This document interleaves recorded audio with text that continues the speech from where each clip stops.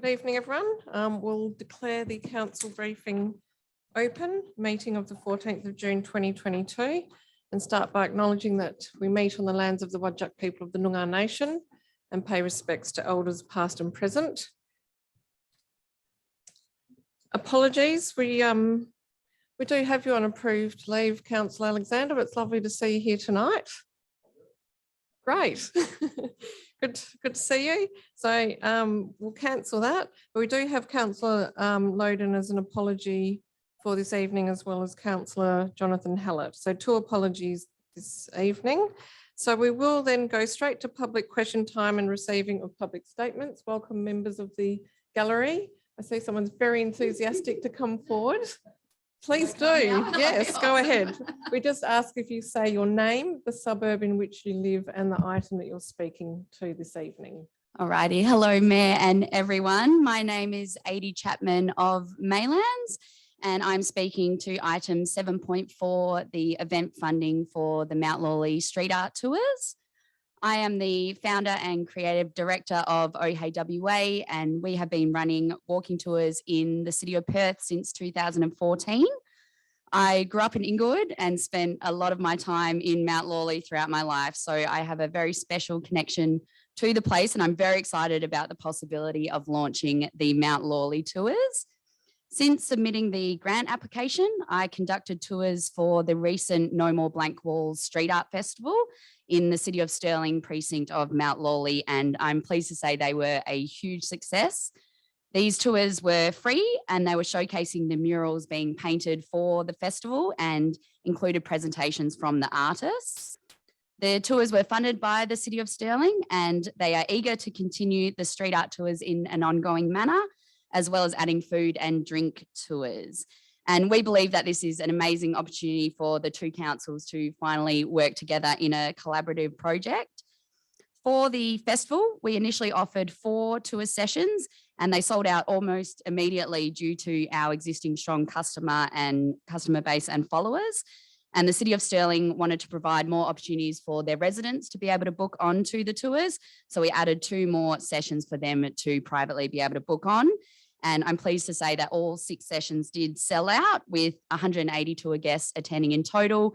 We also had over 100 people sign up to the waiting list, and extra tour guests join us on the day. And we received fantastic feedback from the tour guests, the Blank Walls team, and the City of Stirling staff. We believe that running the tours in an ongoing manner would be a huge asset to the areas. We'll share stories of the local art, history, and culture, and we'll also support the businesses in the area and especially help them bounce back from COVID. From our 7.5 years of operation in the City of Perth, I can attest to the huge positive impact that our tours have on the area. We encourage both locals and visitors to engage and connect with the community, and we share information about the history and provide many recommendations for the best things to do, see, eat, drink in the area as well. Our tours increase foot traffic and repeat business, and therefore they help create a safe, vibrant and welcoming space, and again, benefit those local businesses as well. I've got some information here to hand you that includes some of the data from the tours, as well as some culture counts collection from the City of Stirling. And from their surveys, 100% of people surveyed agree that the tours provided an important addition to the cultural life of the area. That's pretty much it. So thank you so much, Mayor and councillors. I also want to add that if I am successful in the application, I would absolutely love to take you all on a tour so you can come and experience the event for yourself and see some of the amazing street art and hear those awesome stories. So thank you so much for your time. Thanks very much, Adie. Thank you. Mari, welcome. Mari Slight, 89 Carr Street, West Perth. And I've come, my last attempt to try and save my life when not being injured. This is to do with 6.2, that's Colvin Lane, which council has decided they're not going to do anything further about. So it does leave me now on my own, totally exposed to being injured and have my car damaged. Excuse me, Mari, do you think you could pull the microphone a little bit closer? Yeah, that's great. Okay, yeah, thank you. Okay, yeah. So it leaves me to being exposed to having my body injured and my car damaged. And I feel that council doesn't want to help me. So it's not very pleasant feeling. But every time I have to leave my garage to turn into the lane, I get terribly, live in fear getting out of that because it's not safe. I cannot see in either direction till my body and my car is halfway into the laneway. It's only 5 meters wide. So to get out, I've got to, oh, there's something coming. It's not good for your health, I tell you. And no one has to experience it quite the way I have to. And the last meeting we had about this, council did admit that it's the most unique lane that has so many different side problems attached to it.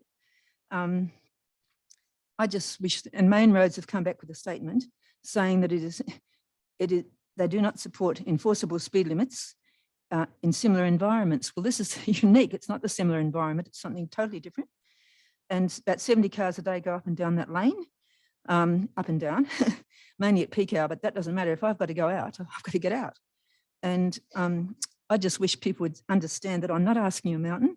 It's going to cost a lot of money for council to put all these other things. And I'm only asking for one sign. Now I've given up on the other. I'll risk getting one way. I'll be more careful going out and looking to the left when I go out. Then I'll know I only have to be challenged from the left side, not the right side at the same time, which is what it amounts to. And so I'm asking for just one sign that I'd ask for the language to be put in, because to me, that's the only way, asking them to be respectful. And I think that should go in there because people forget about that. There is a sign there at the moment on the left-hand side. So how many drivers, when they're coming into a laneway, look on the left-hand side, the eyes are on the right-hand side, which is why I pointed that out many times. And I just feel that I know I'm not being heard in this issue. I will say, look, there are times when we've had all sorts of battles with council, but on the whole, I still think council does do its best, but unfortunately it happens to be me that's the victim this time badly. And I'd just like to think that council could bother. It's 125 to get one pole put up. That's all I'm asking with that language on. I really am. You've got the language what I put in there before on that. I don't think it should cost too much. And if you can't afford it, I'm a pensioner, but I'll still put out the money, 125 bucks myself to pay for it, because I think it's necessary for my well-being and health. That's the main features I wanted to mention tonight. I don't expect miracles, but I would like to think that I have been heard, and I don't have to feel threatened when I get out of my house every time.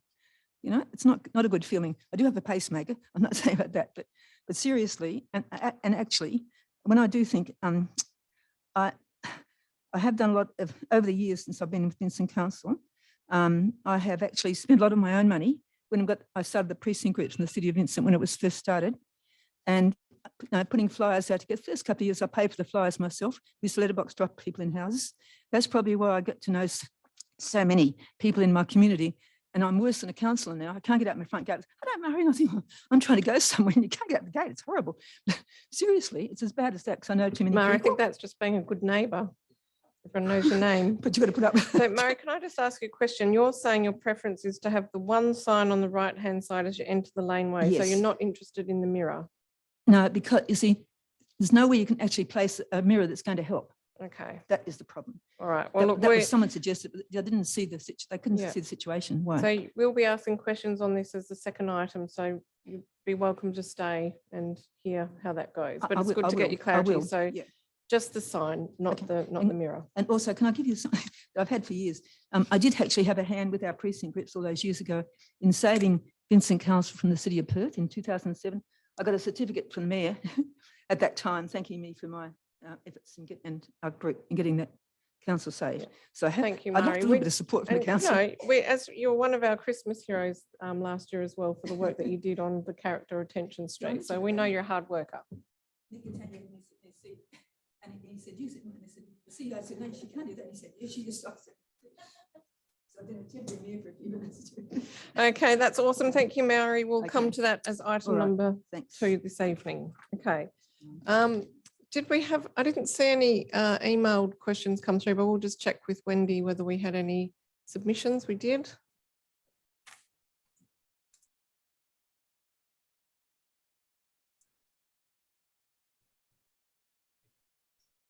Yeah, Peter, could you just give a quick summary? Executive Manager of Governance. Thank you.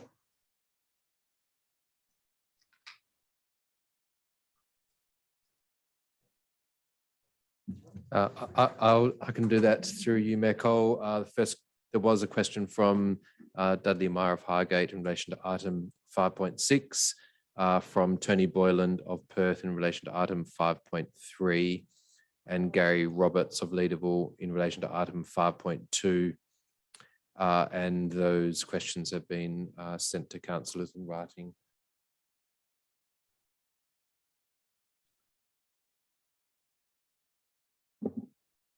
Thanks, everyone. They were emailed by Wendy at 4:57. And I was picking up children and stuff. So does it, yeah, so they are there. Has everyone received those? Yep, okay, great, thank you. All right. Declarations of interest, CEO. Through you, Mayor Cole, I've received declaration of interest from Councillor Warren in relation and impartiality interest in relation to item 7.4 event and festival sponsorship. Noting that Councillor Warner is General Manager of Revelation Perth International Film Festival, Co-Director of Upbeat Events, which has managed events for some of the applicants and an acquaintance of the Little People Festival creators. And Councillor Warner encouraged them to submit an application. Then the other interests are for impartiality interests. Impartiality.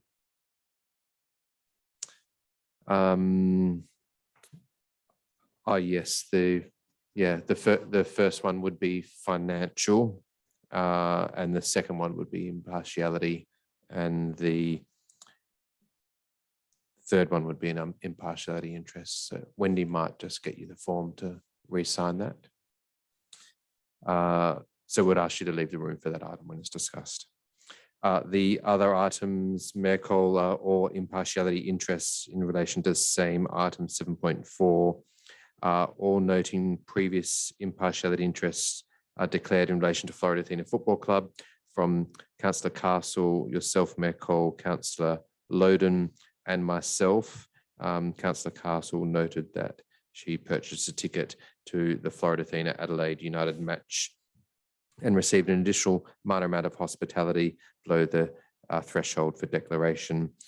The other impartiality interests as has been previously provided when Florida Athena Football Club's been raised. I just want to go through them because people watching might not understand the. Yes, it's about who plays soccer at Florida Athena Football Club. Mayor Cole declared that her son is a junior player of the club. Councillor Loden noted that he plays indoor soccer with people who are members of the Florida Athena club, and his daughter plays for the club. And I declared that my niece plays junior soccer for Florida Athena Football Club. Thank you, CEO. Okay, so we'll move to items for questions this evening. We will first deal with the items that have been raised by members of the public gallery. So the first item raised this evening was item 7.4, which is in relation to event and festival sponsorship for the 22-23 financial year. Can I just start by asking? Yes. Should we be considering this at this point, or should we be considering this as part of the budget adoption? Very good question. So, Mayor Cole, the reason that we have put it on the agenda for tonight is that we have a number of event organisers who are awaiting notification of funding for events that are running in the month of July. So if we were to wait until the 5th of July, then that may be too late for them. So the proposed budget that we have provided to Council at the last special council meeting includes these figures that you see in front of you. So it's included in the proposed budget. So if Council didn't want to support or sponsor those, then we would make the appropriate budget adjustment as a result of that. And just while I have the microphone, I'll just mention also, excuse me, Addie's document. We have scanned that and sent it around to everyone electronically. But if you'd like a hard copy, just let us know. Thanks. Thank you, Director. Questions? No questions? Councillor Gontaszewski. Thank you, Mayor. Just in relation to the sponsorship, proposed sponsorship for the Urban Wine Walk, just wondering if the city wasn't sponsoring that event. I realise it's quite a small amount of money, but I guess, what does the sponsorship yield up for the community? Is it subsidising ticket prices, or is it promoting the businesses or that are going to be featured to the broader community?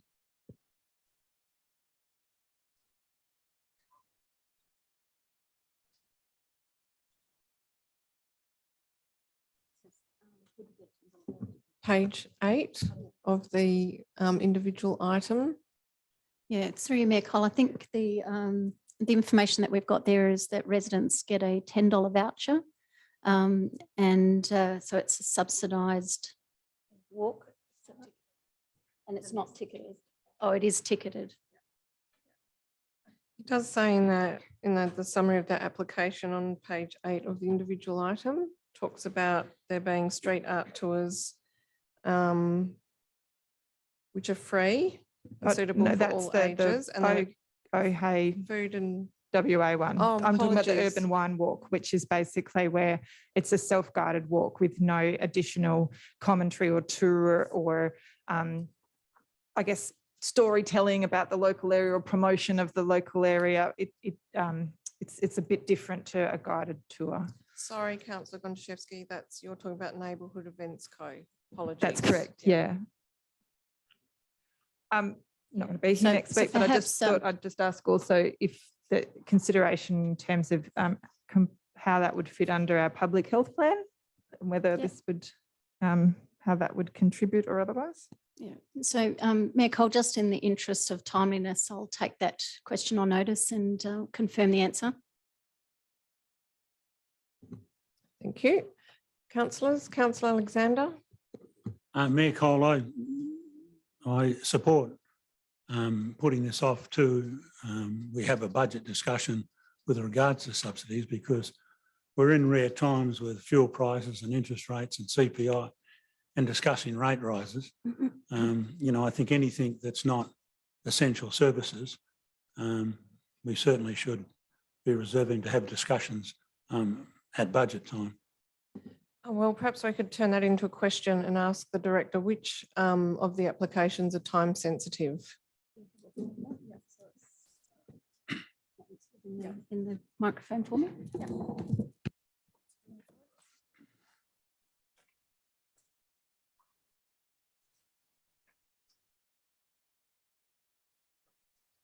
So through the chair, they're in date order. So the first one is the 1st of July, which is the Mount Lawley guided walking tours. There's also Open Streets Leadable, which starts from the 1st of July. Leadable Connects event calendar as well, 1st of July, Revelation Film Festival, and the City of Vincent football match at the 30th of July. And then we start to move into October. First Just a few. five. So quite a few time First sensitive, five. the first 5, okay. All right. Well, I think we just need to probably ask if we can just get some further information about, you know, prioritising, and if we did need to deal with some and not all, and if you could perhaps give some advice around that in the briefing notes. Yes. Yes, we can do that. Okay. Councillors, further questions? I had a couple of quick questions. Just in relation to the overall figure, I know that we've got this current financial year's figure. It might be useful to have perhaps the last 4 years just to sort of show, well, I know, you know, what perhaps pre-COVID versus what happened in COVID, just to have a bit more of a analysis of, you know, typical spend on festivals. I also just wanted to ask for a bit more advice on dealing with for-profit events, because traditionally we have dealt with not-for-profit events, and just a bit more information about how we sort of bring out, you know, draw out the community benefit in relation to those particular events. And where we do have a capped or a ticketed event, I'm wondering whether it might be able to give council a bit of an idea of you know, total numbers and cost per head based on sponsorship. Yep, we can definitely do that. Okay, thank you. Any further questions, Councillor Castle? Thank you, Mayor. Thank you. I'm just wondering, I realise that these recommendations are responding to the applications received, but just having a look at the spread across the city, there's nothing proposed for North Perth. And I'm just wondering if we had any conversations with the community groups in the area, or if we did any specific targeting to either encourage applications from North Perth groups, or perhaps move some of the events to the North Perth Common. Yes, we did speak with North Perth Local. They're currently kind of going through a change with their committee, so they didn't have capacity. But there was a children's event, which one was it? Little People Festival. So we've asked them through their funding, if they were approved, if they could move it to a town square that might be North Perth Common. Yeah.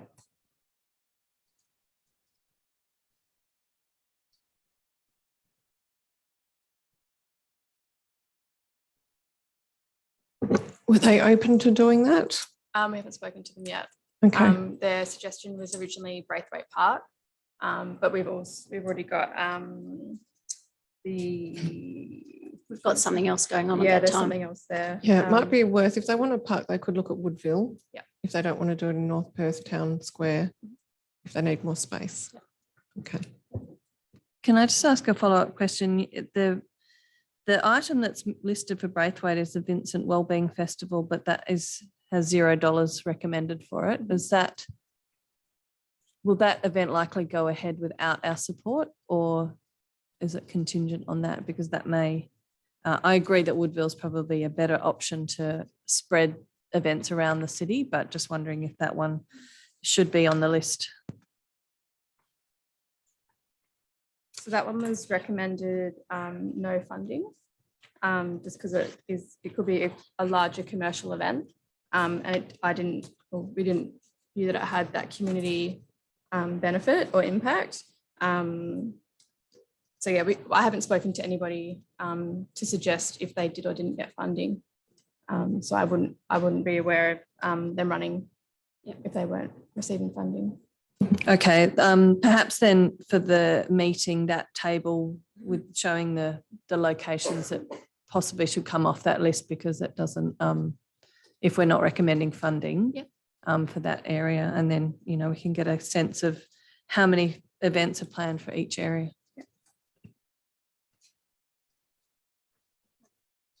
Any further questions, Councillor Polari? Thank you. Just a generic question. Do all these grants actually have any proviso that the funds actually be spent? So is it actually just an allowance, or is there any, if part of that grant is unspent, does it come back to City of Vincent? Yes, so they have to acquit the funds 60 days after the event's held. And if the event doesn't go ahead, or funds aren't spent, they can't invoice us for that amount, or they have to return the funds. Yeah, it needs to have substantiation behind it. Yep.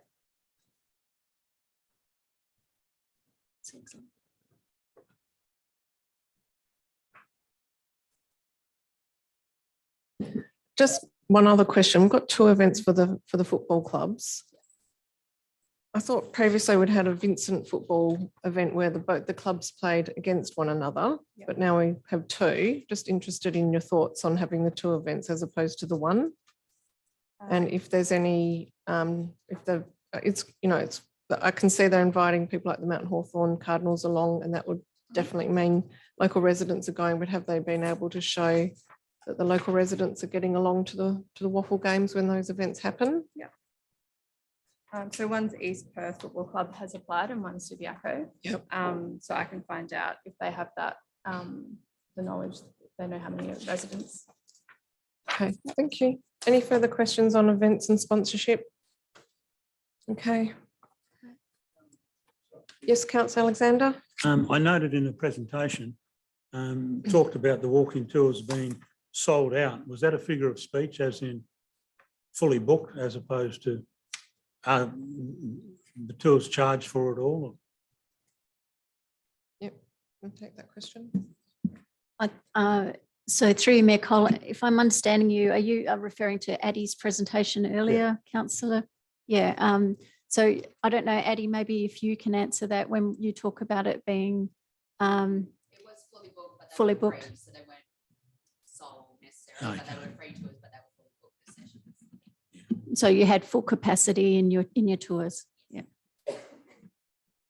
Some events are open depending on the size of the venue, etc. So if it's like at Woodville Reserve, that doesn't tend to be numbers during COVID, we've had to. And then where you've got a ticketed or a capacity event, some of the City of Vincent events where we have that, even where it's free, it's about, that's why I've asked the question about cost per head if it is capped or ticketed. Okay, well, look, as I mentioned before, I'm for holding this over to have the discussion on the budget, given the unusual circumstances at the moment. Yep, noted. Any further questions, Councillor Apollo? Sorry, just one more. Just the last one, event allocation, year-round applications, 50,000. Is that free tickets to the other events, or what does that actually relate to?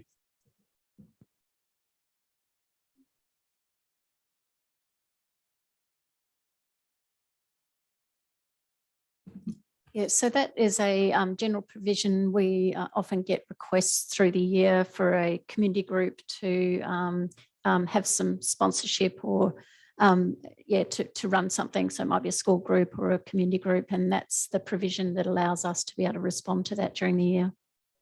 That's unplanned. It's unplanned. And may not be spent, but it's a provision in It's an case ad something comes hoc- up. Correct, ad hoc provision. Yeah. Okay, thanks.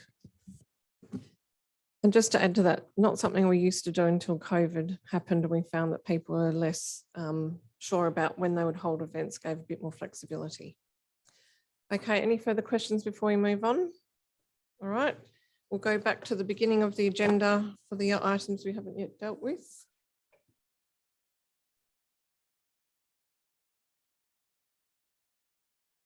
Apologies.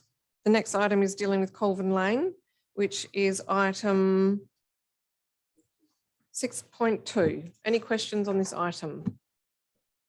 As we've heard from Mari, the interest is in a sign and not in a mirror. Councillor Castle. Thank you, Mayor. Just through your question around the sign that has been costed and considered in the report, leaving aside the precedent. Could someone let Councillor Warner know that we're ready for her return? We've moved on. Thank you. Leaving aside the precedent and the clutter, is there a particular reason why we couldn't install this sign? Would it actually impact the use of the laneway? Through you, Michael, and I'll ask Alan, the acting manager engineer, if he wants to add anything. I think we could find a location at the entrance to the laneway. We need to investigate that before next week. The only thing we'd say is that the suggested signage, I think, that came from Mary before was a very long worded suggestion, which wouldn't be a sign that we would normally install, and it would be very large to be able to be read. So I think that's one of the issues. We need to find a sign. I think we can find a location, but we need to find a sign that would work and, actually potentially reduce the speed.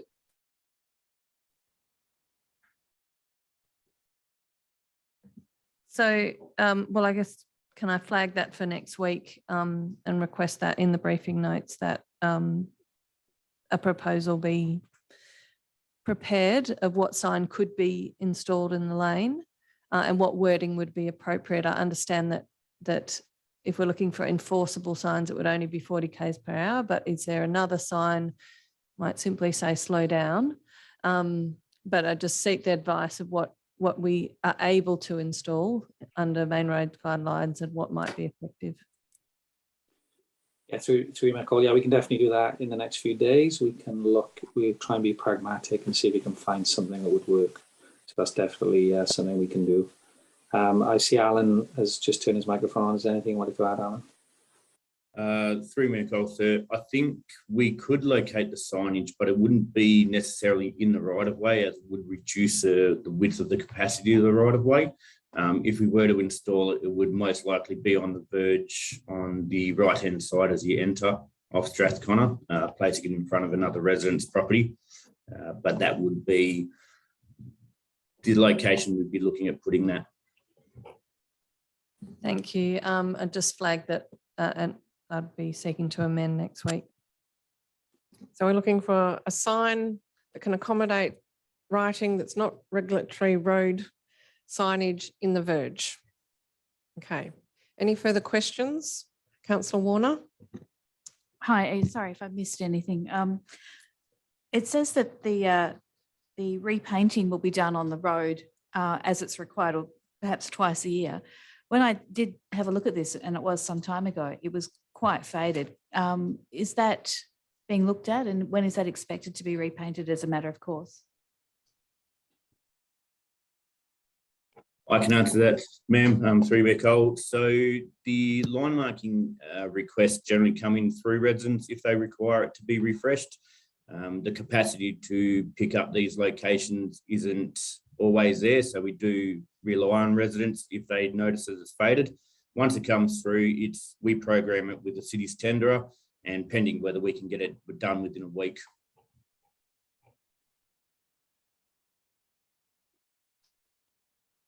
Any further questions?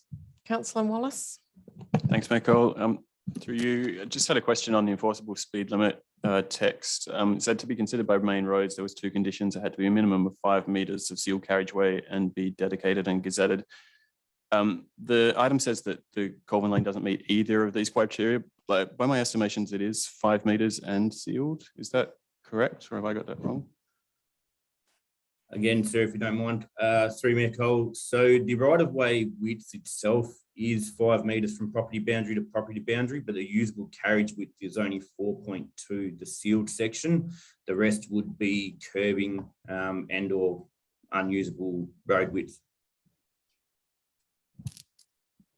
Is a 5 metre carriageway width also a prerequisite for it to become a dedicated and gazetted road, or would main roads consider widths less than that? No, they certainly wouldn't. Through Nicole, they wouldn't. To be a dedicated road, they generally require 2 vehicles to sort of be able to pass each other reasonably well, which is around a minimum of 5 metres in width. Thank you. Any further questions while we have the acting manager here? Okay, I just want to say great work, acting manager, taking on the role. It was good to see the team out on Beaufort Street fixing up the medians and the curbing this week, doing a great job. Thank you. Okay, we'll move on. We'll go back to the beginning of the agenda for the items we haven't dealt with already. Oh no, sorry, the CEO would like me to go to the item dealing with the expression of interest for the redevelopment concepts, because we do have Signet West. John Dildosso from Signet West is here. And Ian Mickle is on Zoom. So we'll go to that item. So that is 5.8, expression of interest for redevelopment concepts, the Avenue Car Park and Frame Court Car Park Leederville.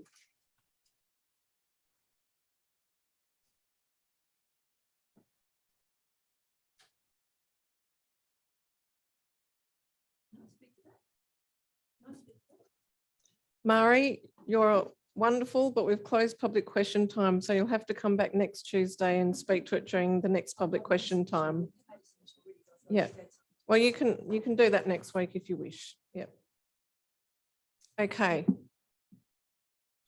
Welcome, John. Questions, councillors. Councillor Iapolo. Thank you. I've got most of them relate to the stuff that's publicly available, but I do have some questions regarding the confidential attachments, so I'll just leave those. Why does the EOI propose the desired parking bays at 400 when the documents state in some parts of the existing bays to be 464 and in other parts to be 486? Through you, Mayor Cole, the 400 bays is reflective of the amount of bays that remain, given the fact that there is an additional area that was through the Leederville Precinct Structure Plan zoned as public open space. So if we were not to do this EOI and we were left with the car parking bays that will remain as at-grade car parking, that would equal 400 bays. So just to clarify, you're saying that the existing is either 464 or 486, but if we proceed with the structure plan, we're going to lose some, and that's compulsory, and therefore we're already saying that the reduced number of bays is going to be less than the current availability. Through you, Mayor Cole, that's correct. Through the precinct structure plan, we will lose bays, and we are ensuring that this process doesn't affect the number of bays. The expression of interest process does not affect the number of bays provided. So is that going to cause, I mean, given future growth, high density in the region, is that likely to cause a problem that we're significantly reducing current capacity? Because I don't know why we wouldn't have considered like a multi-storey parking, which could give us more than 400 bays. Through you, Mayor Cole, we are definitely considering multi-storey car parking. The selection criteria requires a minimum amount of 400 bays. Can I just add to that, that Councillor Upload is open to council to amend that, and you might want to ask a question on that if you were to, to amend it. Would there be any implication if, for example, council wanted to raise that to 486 to pick a figure? Through you, Mayor Cole, the implications would be on the feasibility of the development, and I suppose what developers would look to have to provide and offset that cost.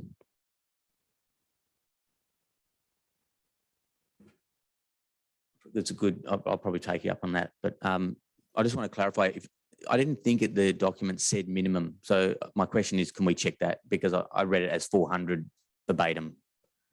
And maybe it said at minimum in one part, but throughout when I was reading it, it consistently said 400. I also looked for that. So it says minimum under the non-weighted compliance criteria, but it doesn't say minimum in the report, because I was also interested in that aspect. To you, Mayor Cole, yes, it will be, it does say minimum in the EOI materials, which would be the materials that are distributed, and it does state it is a minimum in the selection criteria, and that will be the criteria in which the proposals are assessed against. Next question. In attachment 3 on page 13, it refers to site 1 being the Avenue car park as being developed into inter alia supermarket, amongst other things. Is administration being prescriptive that a required outcome is a second supermarket other than the present IGA, and if so, why? Through you, Mayor Cole, that is a cut and paste from council's existing master plan that was approved in 2012. So that's council's current plan has that information in it as approved in 2012. So just to clarify, we're looking for a second supermarket as part of our intended outcomes on that parcel. Through Mayor Cole, that's really a question for the council that approved that in 2012. It's just a statement of fact because it's the current statutory planning document. Councillor Upload, can I help you here? Because this is also something I wanted to raise.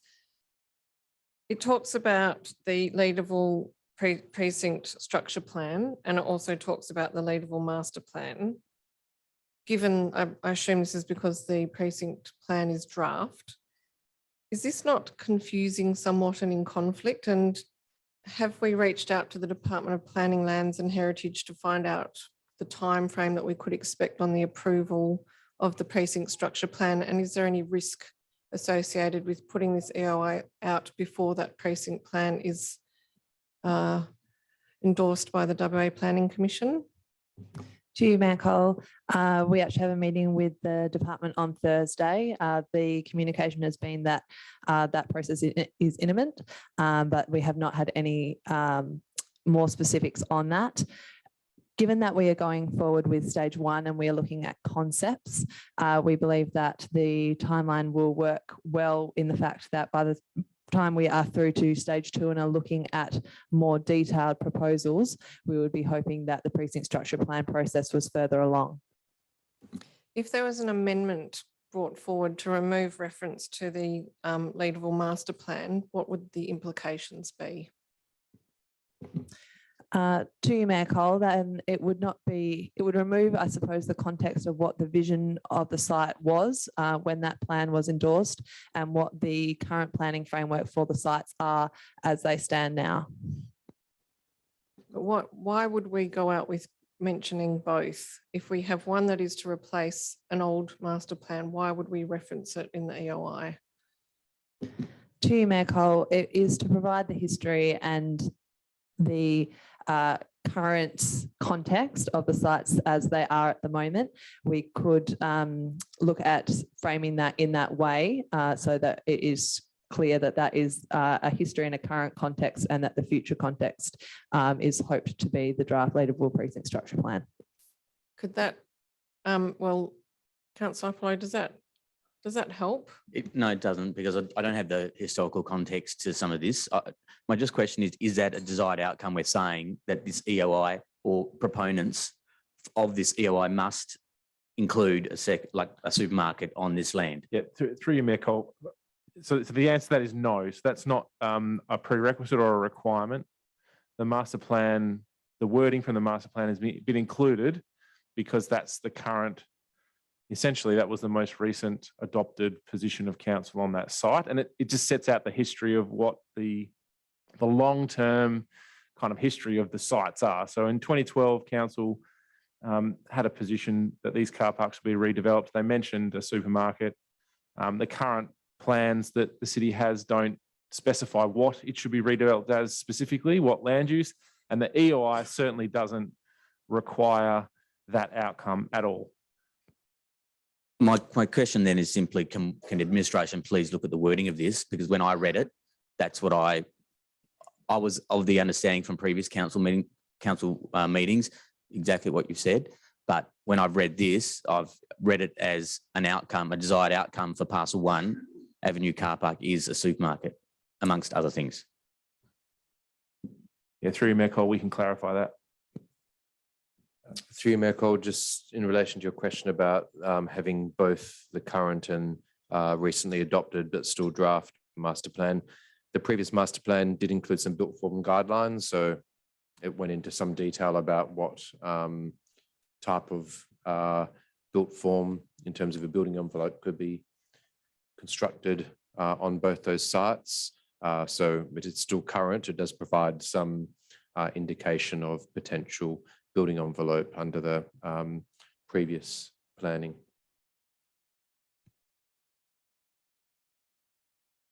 I've got another question about the Section 6 terms and conditions. It's not clear to me who the parties to this agreement, what is the agreement relating to the terms and conditions. So my question to administration is, can you clarify who exactly is this terms and conditions relating to between the city and a proponent? And is Signet West a party to this? Because it talks about confidentiality between with the applications and materials. And so I would have thought that if Signet West, if they are a party to these terms and conditions, it probably covers off the confidentiality issues. Through you, Mayor Cole, yes, it is between the city and the proponent and Signet West acting on behalf of the city. So we will include that at the kind of start of that section.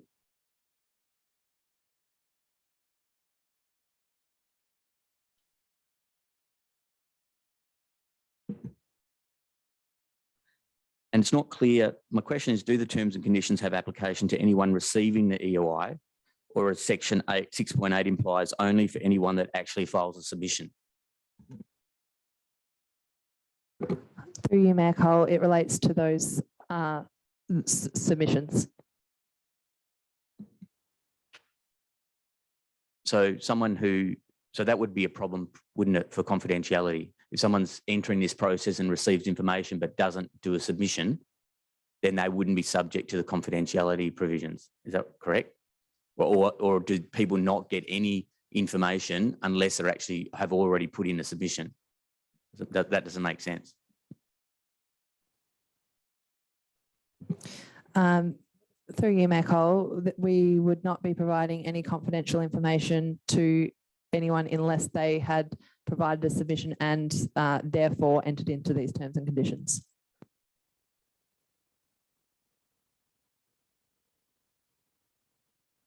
I've got a lot of questions and I'm not going to go through them all about the terms and conditions, but I just simply wrap it up in one thing and say, has any legal counsel reviewed these terms and conditions? Through you, Mayor Cole, yes, our internal land and legal officer has reviewed these, as well as our probity consultant Stantons, who we have engaged throughout this process. And I think this is my last point then, 6.12, I presume should read governing, not governing. Through you, Mayor Cole. Yes, that's correct. Councillor Opley, would you like to send your more detailed questions through, and then perhaps they could be sent on to Stanton's for review? You'd send them on during the week. If I did that, and if, let's say I did that by Friday, would their review be in time before we voted on this? Because then otherwise a motion to defer would be appropriate. Through you, Mayor Cole, I would have to check with them. Is that the earliest that you can submit your questions? You don't already have a record of them there? I've asked the main ones, but then there was too many that I didn't start to list them down. So,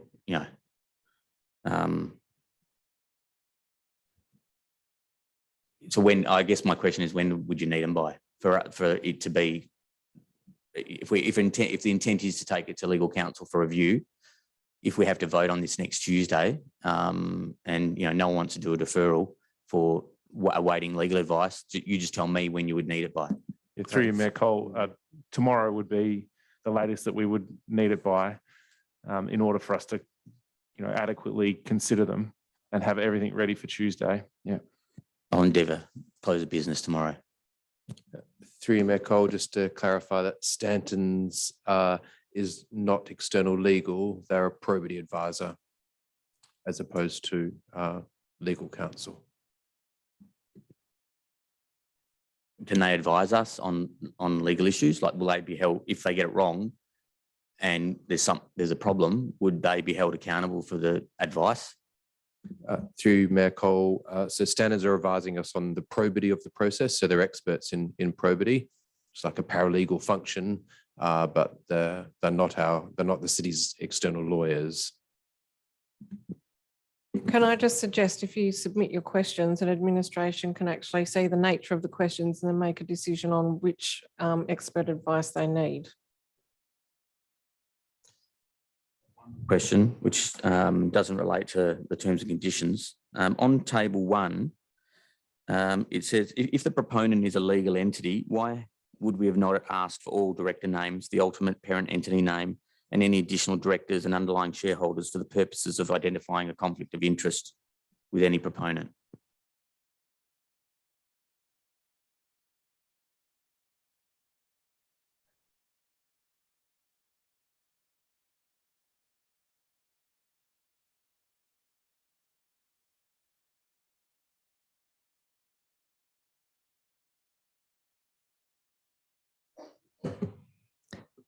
Through you, Mayor Cole, I'll take that on notice.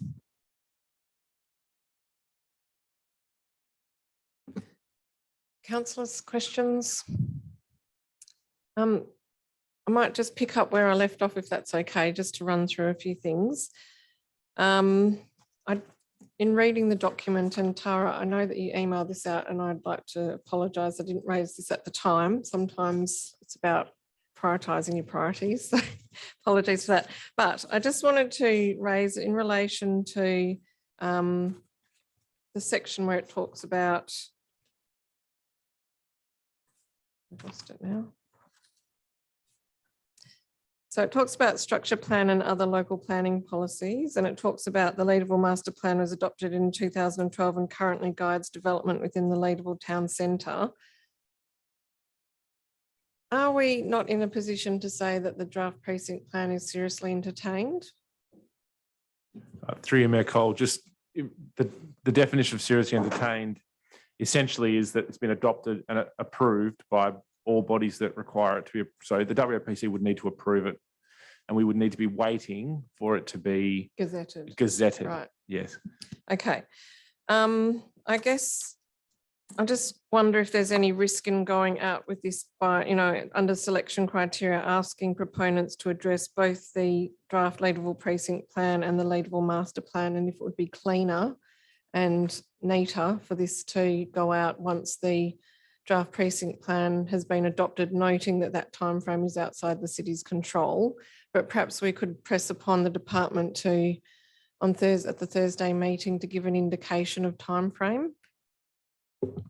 To you, Mayor Cole, I can absolutely ask for a more specific time frame on Thursday. I think that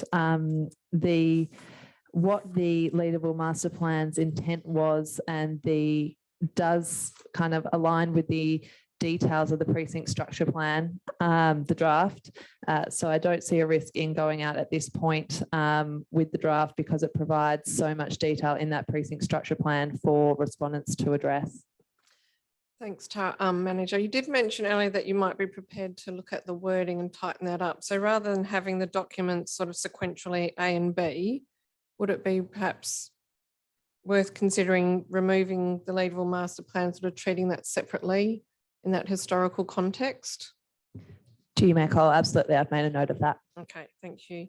And just in relation to the car parking, I would be interested in some advice from administration and also from Signet West on if council was of a view to at least say a minimum of whichever the correct number of bays is currently, what potential impact that might have. Like if we're going to say the figure of 464, 486, if you can define one of those and give some advice if we were providing them at least the equal to what we have today.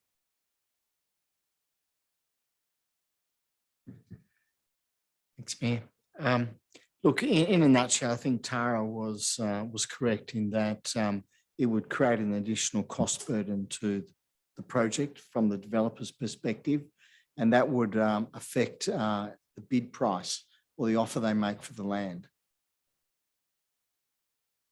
Okay, well then we probably just need a bit more advice also then from administration around what's the objective of car parking long-term in the Leaderville Town Centre. Is it about reducing car dependency? What's the right figure, not just from a commercial perspective, but in terms of the future of the Leaderville Town Centre? To you, Mayor Cole, I will just make a comment that obviously our accessible city strategy is looking at putting people first. Leaderville does have the train station and is connected very well by other modes of transport. Also in the draft precinct structure plan, there are provisions to ensure that car parking that is provided now is future-proof to enable different uses, noting that private car use will be minimised into the future. Okay. And also just something I should have raised.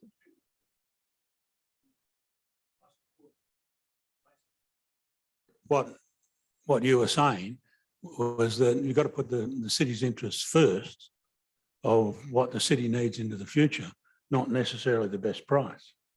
So we have to really know what we want. And that's fine, Tara, to be talking about, there'll be less cars and, the city's view is to have less cars. But surely, the question that... Yeah, the question is... The question is the city and is this council going to determine what's best for the city and its users, not just the best price? Well, we have an opportunity because if you're thinking that the car parking is not sufficient, you can flag an amendment, we can have that discussion. So I'm just seeking some additional information to help have that discussion if that comes forward at the council meeting. Another question, this one just is a little bit out of the blue and I again apologise. The city is currently trying to solve the tricky issue of public toilets in Leaderville. At what point, if we were to engage with someone who wanted to work with us on a car park and we wanted to have the conversation with them about whether public toilets could be incorporated, might be at the city's cost. No private entity wants to take on running of public toilets. We saw that issue happen down at Cottesloe.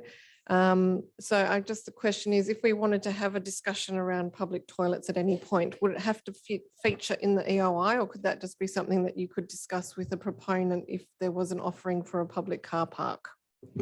To you, Mayor Cole, that would be a more specific on the design and the proposed terms and conditions. That would come under step 6 of stage 2, which is where the shortlisted proponents enter a negotiation period with the city on the design and the proposed terms and conditions. And I feel that that level of detail would be dotted out there. Great, thank you.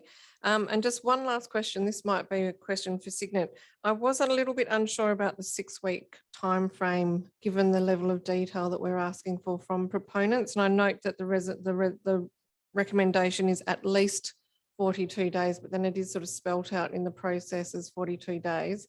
Is 6 weeks going to give us the best opportunity to get the best proposals with the most amount of detail that we might hope for? To you, Mayor Cole, I'll answer that. We did go from 4 weeks to 6, so we have already extended it. So I'm confident that it gives enough time.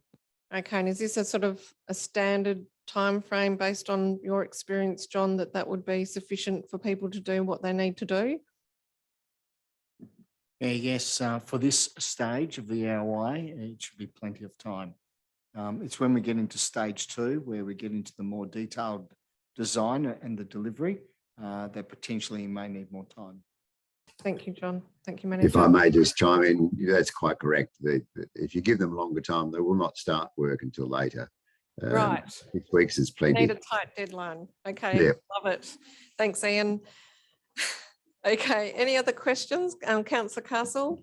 Thank you, Mayor. Just a follow up to that. If we do find at the end of that 6 weeks that we haven't had a large number or expected number of submissions, or you're not satisfied with the quality, is there an opportunity for us to extend that or to pause the process and then re-advertise if you feel that it's necessary? Through you, Mayor Cole, I have spoken to our procurement team about this, and yes, we can, as long the main thing is that all submissions or proponents have the ability to know of that extra time, and everyone is given the same time and allowances.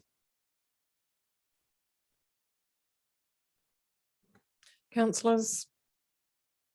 Okay, thanks everyone. Thank you very much to John and Ian for attending. Appreciate your attendance this evening. Nicole, do we want to keep them for the Oh, questions sorry, about my the apologies. confidential You stuff? you still want to ask I've got questions? 2. Okay, do we need to go? We'll need to, yes, so we'll need to deal with that now, Councillor Apollo. So we will need to move behind closed doors because there are some questions on the confidential attachments. We do need the consultants to remain and don't want you to have to sit here for hours. Actually have the architects here for Harold Street. So we'll invite them back in.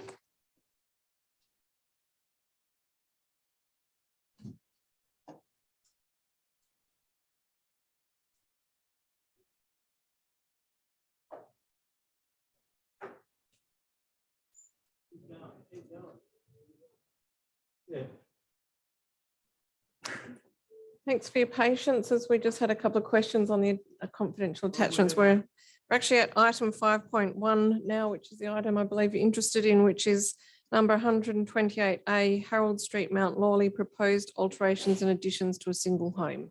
Questions, council members? Hello, Carson. Councillor Apollo, and then Councillor Castle. Thank you, Mayor. Please, can administration please clarify why this item was previously heard as an application to alter a group dwelling, but it is now being resubmitted for additions to a single house?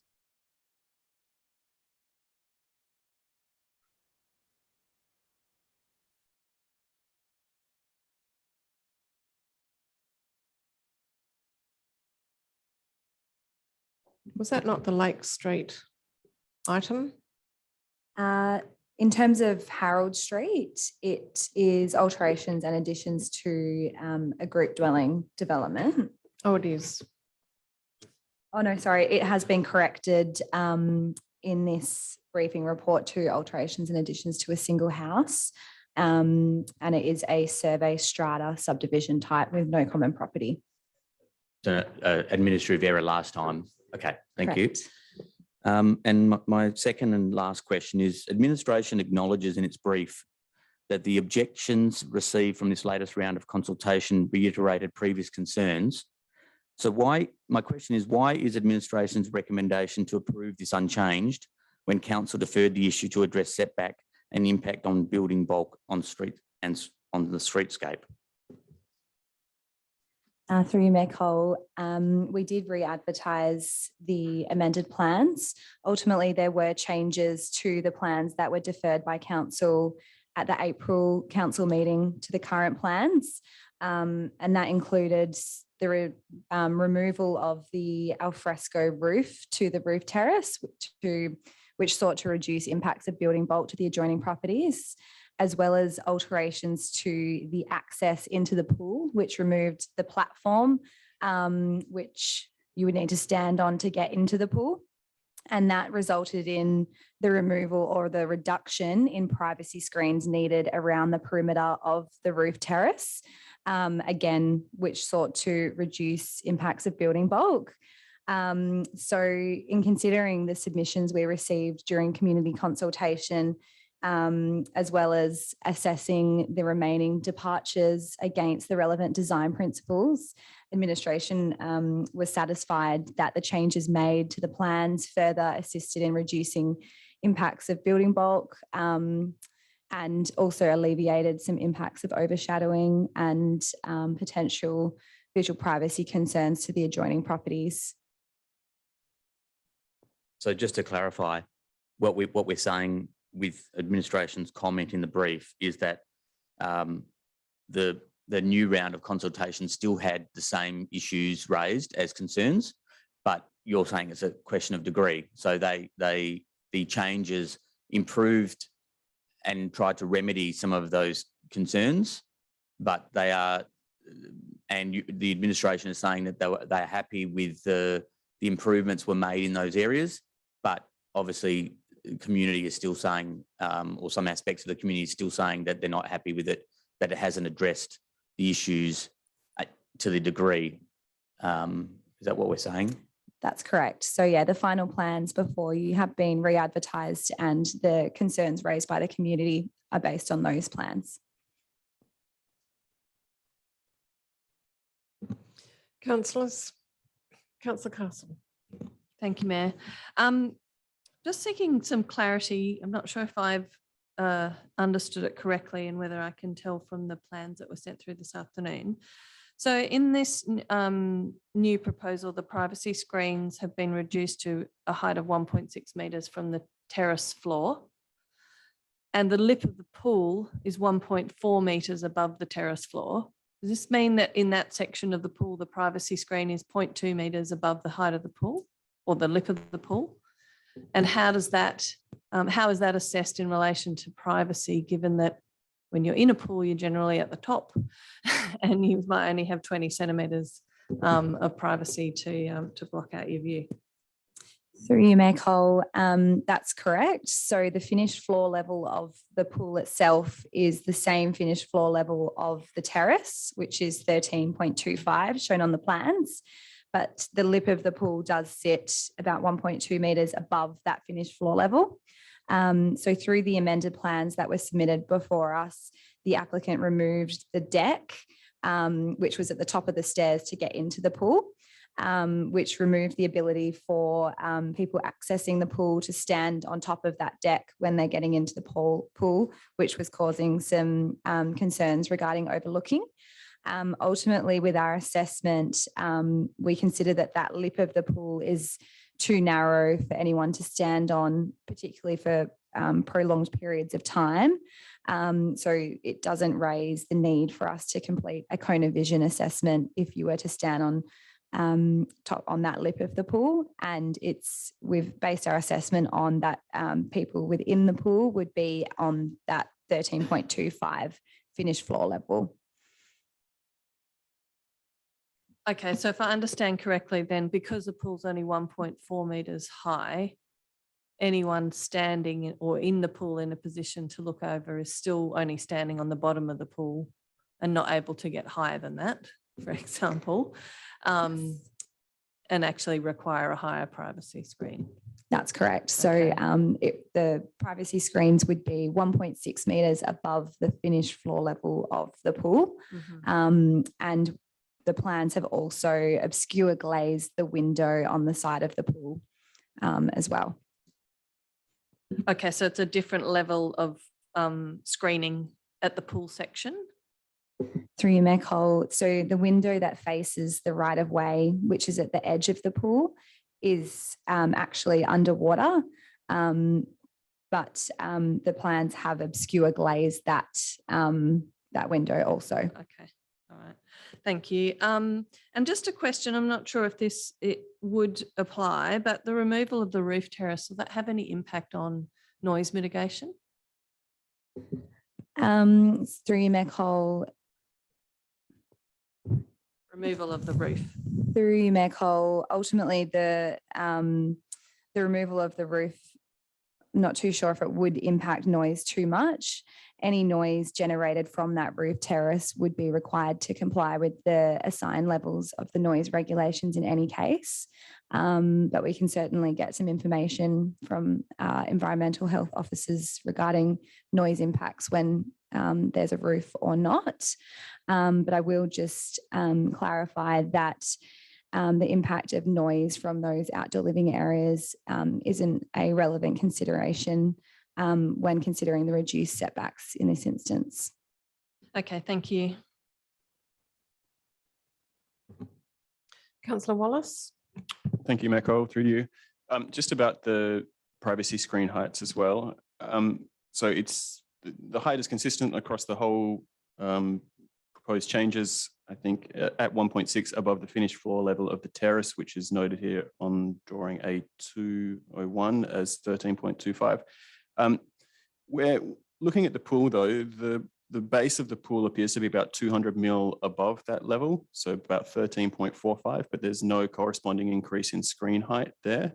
Is that technically deemed to comply in that location? So this is page 19 of the agenda.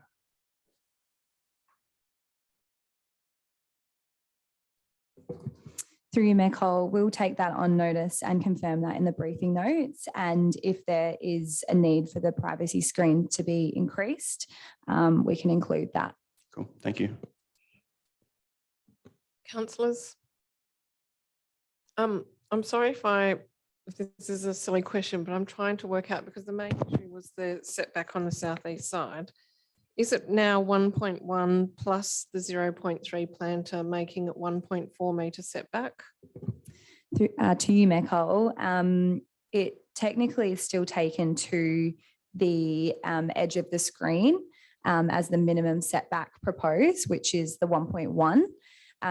The planter box, which is 300 mil wide, was inserted by the applicant to, I guess, alleviate some impacts or perceived impacts of overlooking from the terrace and provide additional separation. But the deemed to comply assessment is taken to the absolute minimum, which is the outside of the privacy screen. Okay, so from the perspective of the neighbours, what has changed from this application to previous? And I understand the removal of the roof structure, etc. But from that, just talking about that side setback, if you could just explain. Sure. So the applicant did explore increasing that setback from the southeastern boundary to. Hello, guys. You're quite loud over there. You'll have to whisper if you really need to chat. I can repeat that. So the applicant did explore options to increase that setback, but ultimately didn't want to pursue those changes as it would affect the internal function of the roof terrace area. So instead sought to look at other ways to reduce the impacts of building bulk and massing from when viewed from the adjoining eastern property. And that was done through the removal of the roof and changes to the materials and colours of the screens. Okay, and just because I couldn't quite tell from the plans, the planter box then is sitting in the inside of the screen. So inside to provide then an additional layer of green foliage. That's for correct. both the benefit of the resident and the neighbours. Yes. Okay. Yeah. And I guess the other advantage through Mayor Cole is that someone couldn't stand up against the screen. They have to stand further back. Creates a bit of a buffer. Okay, thank you very much. Councillors, any further questions on this item? Okay, thank you very much. Thank you for your attendance. You're very welcome to stay, or we might see you next Tuesday. Item 5.2, number 7, Galway Street, Leederville, alterations and additions to single house. This is amendment 2 approved, seeking an extension of time. Any questions? Councillor Apollo? Some clarity. This item seems, I just want to know if this is correct. This is my question. This item proposes extending DA approval for a third time to effectively allow development to commence 8 years from the original application, February 2016, through to 2024. Is that correct? Through Mayor Cole, that is correct. Okay. Following on from that, given that we've been asked to extend this conditional component of the original application again, what was the implied intent for council every time just allowing or having a condition that they have to commence development within 2 years? But what's the significance of that? Through you, Mayor Cole, that's a good question. It essentially requires the applicant or gives the applicant a current approval until that date, and ensures that if the planning framework changes, so the zoning changes and a house isn't permitted anymore or something significant happens, that approval isn't in place in perpetuity. And so they would have to come back, just like they're coming back now, to get an approval from council, and council could refuse it at that point. But the planning framework, essentially what the State Administrative Tribunal has said is, in order to refuse a time extension such as this, the planning framework really needs to have changed to a point where this just wouldn't be approved under that planning framework. So it gives an opportunity for council to refuse an application if the planning framework's changed. And given that the last approval expired in February 2020, which is quite a long time ago, over 2 years ago, why is it the same logic that we're extending some leniency and allowing them just to not effectively resubmit? Yes, through you, Mayor Cole. It's a very good question. The fact is, when the new planning and development regulations came out in 2015, the system changed so that those conditions around the time limit could just be amended. Now, prior to 2015, you couldn't do that. You had to lodge a new DA each time. But in 2015, the state government changed the regulations so that you could amend those applications. And so applicants just started deciding, logically, to amend the condition. It doesn't matter when it expires, the DA is still there to be amended at any time. So it's created this process and situation where we're getting amendments now instead of new applications. But it's a symptom of the new regulations that the state government created to allow that. So are we losing revenue in terms of by extending these rather than requiring them to resubmit? Through you, Mayor Cole, absolutely we are, but it's a symptom of the regulations and the way they're set up. We can't control that. That's a state government, a statewide situation, and we all have to,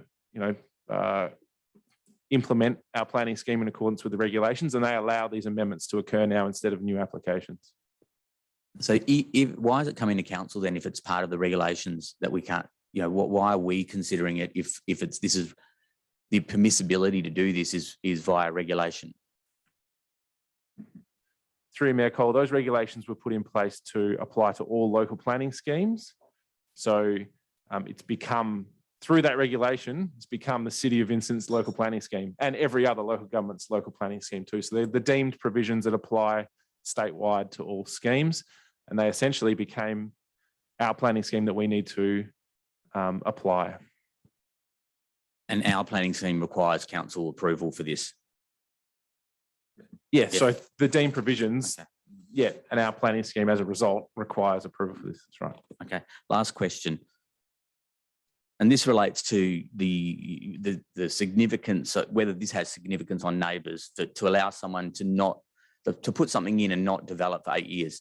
So if I was the neighbouring property and I wanted to develop my land and do something and comply with deemed to comply provisions that include things like overshadowing and everything, does my application has to be compliant, assuming that next door is already built? Or is it just based on what is existing next door? Through you, Mayor Cole, both things would be considered. So the current situation would be considered and the overshadowing impact on the current, as well as any approval. So we would need to consider both things. So it doesn't mean that just because they have approval that, overshadowing in the current situation is not considered. It just requires an extra matter to be given due regard. So this is my last point. So the only adverse implication for us to permit this extension is that some possible negative adverse effect on a neighbour who then has got an additional burden to not only comply with the existing buildings around it, but also a future development that has been approved that was done 8 years ago, but still hasn't started. That's the only adverse effect. Or through you, Mayor Cole, I mean, that's the case with every approval we issue, because you have to, you know, the neighbours are burdened by that approval as well as the current context. And I mean, all I could say is that the report sets out what the impacts are on the neighbours. And this, so I wouldn't say it was just that issue. I think there's a number of other issues to be considered.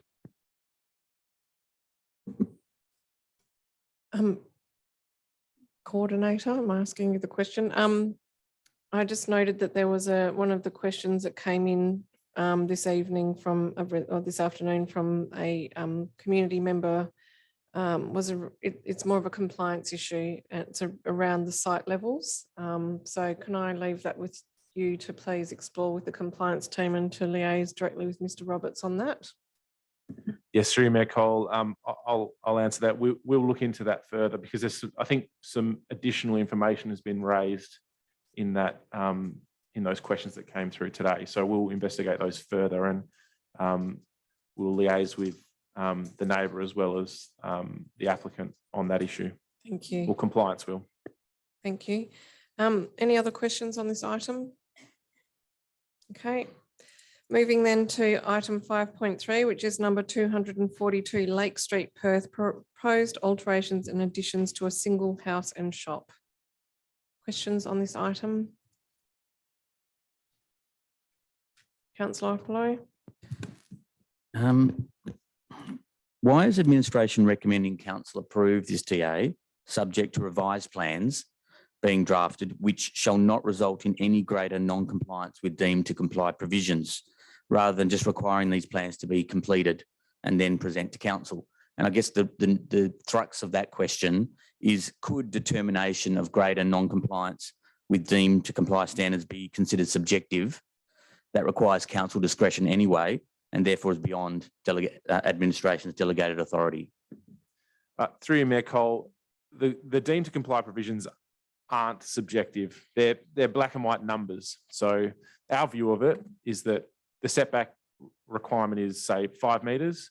So it's not a subjective assessment. It's 5 metres and it needs to meet that.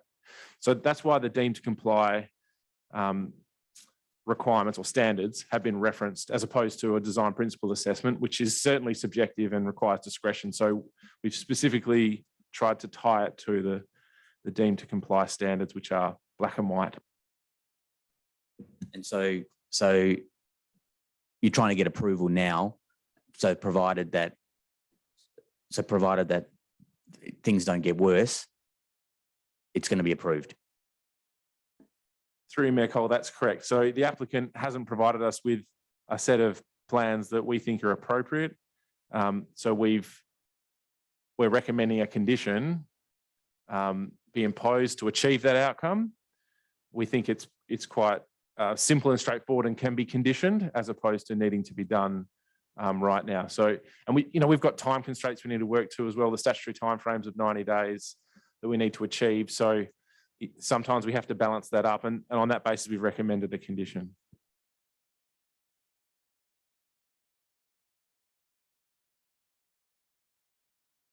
Can I just ask a follow-up to that question? I read that in relation to the points 2A and 2B. So isn't it specifically dealing with the mid-level bedroom 2 window and the solid balustrading? That's correct. Okay. They're the only things. Right. Okay. I also just had a question in relation to the overshadowing. When you look at the DRP chair's comments, the remaining concern is about the overshadowing to the southeast property, front and rear open spaces, and then it was further reduced. But I just wanted to ask, because I was a little bit confused when I was looking at the overshadowing diagram on page 29. I was trying to work out the arrow that says overshadow from proposed design appears to be the blue, and the overshadow from the existing structure or existing roof appears to be the grey. So this is suggesting that there's no further overshadowing to that which already exists. Yes, to you, Mayor Cole, that additional drawing with those annotations is the applicant providing some additional information on the actual shadow that would be provided to that southern property. So the way we have assessed it as the deemed to comply shadow is based on a vacant site. This shadow is showing where it would actually fall when taking into account where that adjoining southern property's dwelling sits. And because of the height of that adjoining property, the shadow wouldn't entirely fall across the lot because it would be, I guess, stopped by the ridge line of that southern property's dwelling. Right. So if you're looking at the open space of the neighbour, then the overshadowing is that sort of slither in the blue. Is that correct? To you, Mayor Cole, the open space at the rear of the southern property is entirely unaffected by this development. The slither of blue is where the applicant has said the shadow would fall based on the existing building heights and the setbacks of that southern property. Okay, because I understand also that the backyard is north facing. Yeah, that's correct. Okay, right. And I'll just confirm that because the southern property is built entirely up to the shared boundary, there would be no major openings or the outdoor living area impacted by the shadow. Okay, thank you. And just in relation to the landscape, so it talks about, I think this is the one that Councillor Loden might have submitted some questions on about considering that the landscape is not, the canopy 6.5. Can we perhaps just talk about that additional planting in the verge, given this is a corner lot? Yep, to you, Mayor Cole. So we have discussed that further, the possibility to accommodate additional verge trees to what exists on Lake Street, and also explore some opportunities for additional planting to Brewer Street. So to Lake Street specifically, we have already recommended a condition of approval, I believe it's 6.2, to plant an additional one tree at a 90 litre capacity. And additionally, following Councillor Loden's query, we looked at the Brewer Street verge, and our parks team confirmed that we can also accommodate one tree at the same size, different species in that verge area as well, to assist in compensating the reduced on-site landscaping. So we're happy to provide an amendment for next week, securing that through a condition. Thank you. Councillors, any further questions? Okay, moving on then. Thank you very much to policy 5.4, outcome of advertising and adoption of amendments to local planning policy number 7.5.2, signs and advertising. Welcome back, Manager. Questions on this item? Councillor Wallace. Thank you, Mayor Cole. Just regarding rooftop signs and building use, I think the previous policy had there was a clause in there that said that any rooftop sign needed to be for major use of that building, and then that wasn't defined elsewhere, but generally seemed to indicate that it should be one of the major uses. So some roof signs in this new policy have been removed completely, but we still have integrated roof signs here available. There's the overarching rule that says no third-party advertising, but this integrated roof sign says that, or I guess there's no additional criteria requiring the sign to be related to like a major use of that building. So we've kind of like stripped that out already. I guess I raised this because we've had a couple of things come before council and DAP. The first one being the billboard that was proposed for the entrance to the tunnel, where we had a proponent that had taken out what I presume to be a very small lease within the building in order to get their signage on the roof.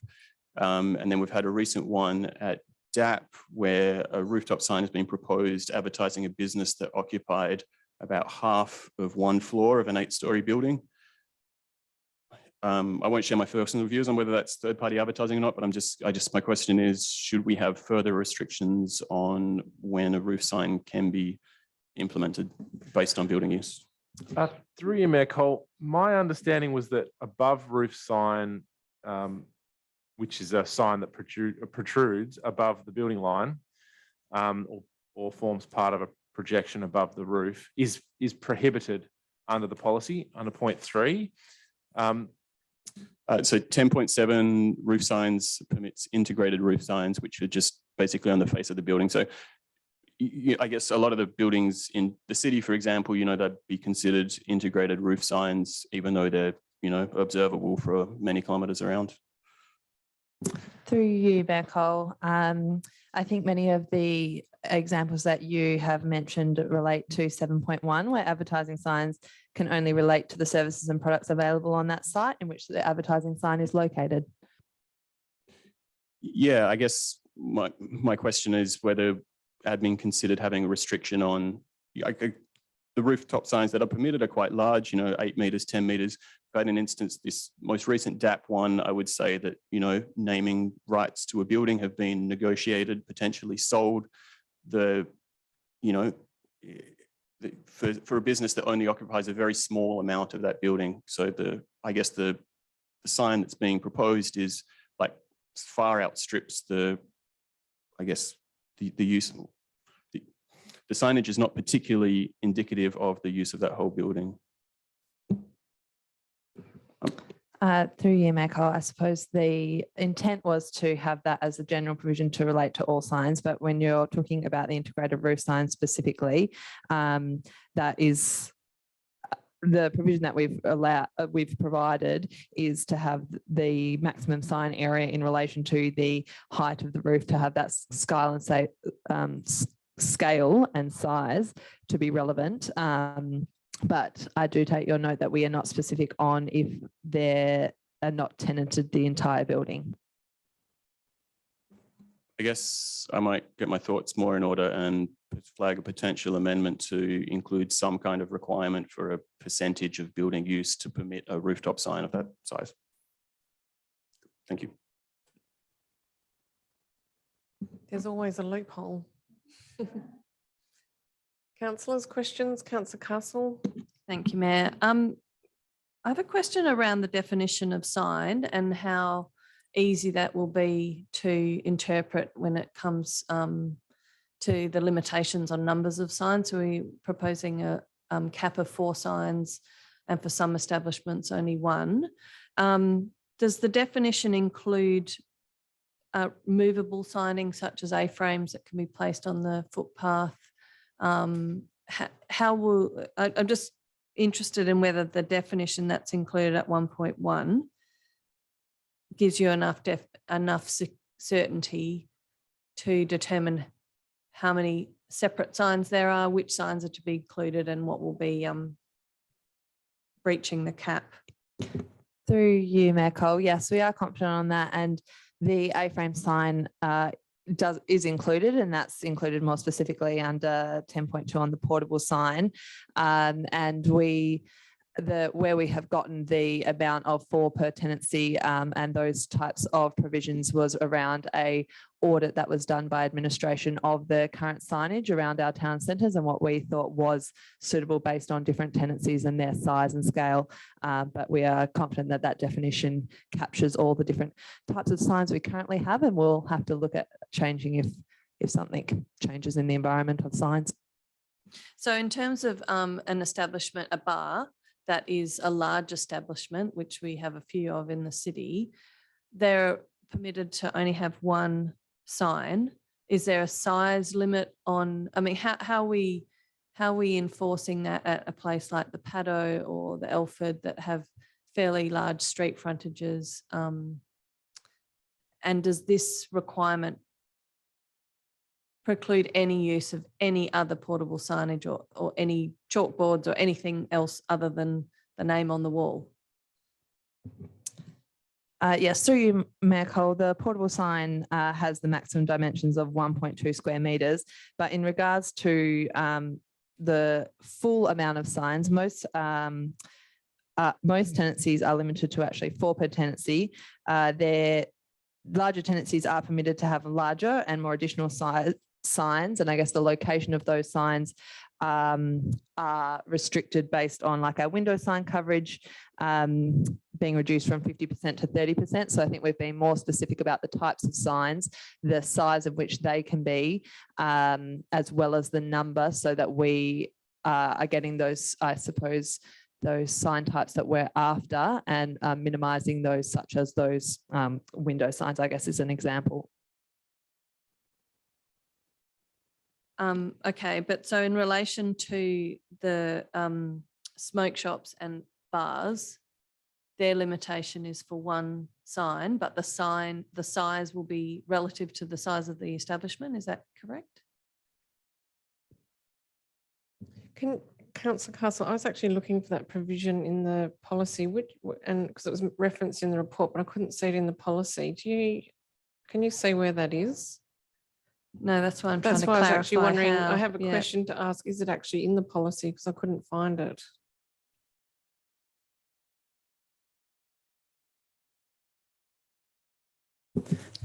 To you, Mayor Cole, I'll have to take that on notice.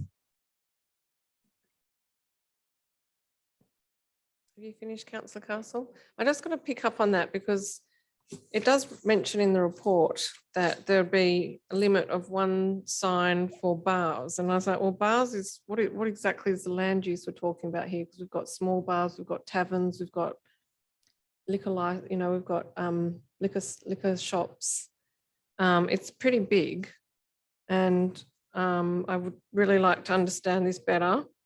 And I think potentially move an amendment on this with an emphasis more on the third-party alcohol signage rather than the actual signage of the business itself. So in the absence of finding it in the policy, I couldn't quite work out what exactly I was dealing with here, but I just want to flag that I think this is potentially problematic and flagging an amendment.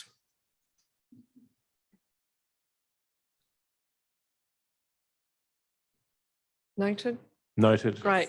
I also just wanted to ask a few questions about billboards. So it says about our time limited billboards, but it doesn't talk about the billboards that were carried over from the City of Perth that have approval in perpetuity. So I was wondering whether it would help to have an attachment to the item that actually said these are the existing billboards that are time limited and these are the existing billboards that were carried over from the City of Perth. Yes, through Mayor Cole, we can have a look at that and provide a response in the briefing notes. Thank you. And then in relation to advertising on public land where it talks about smoking, alcohol and unhealthy foods, does that mean that the Beatty Park Leisure Cafe couldn't advertise an ice cream?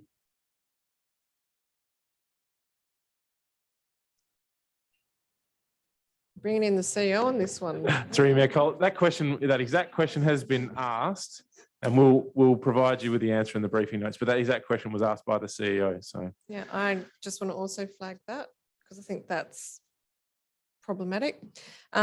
Also, it was very interesting the other day when we had that discussion about billboard approvals and driving up Loftus Street. One of the billboards was advertising gambling. So if we're talking, I mean, my preference would be gambling over unhealthy foods. So is that being considered by administration?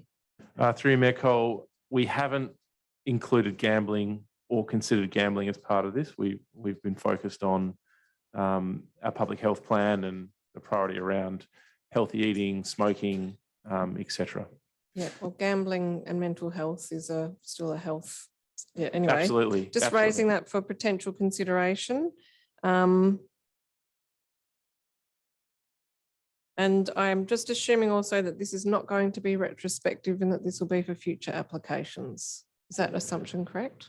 Through Mayor Cole, that's correct. It won't, yes, and even those that are exempt. So if they've been exempt in the past, this policy won't apply.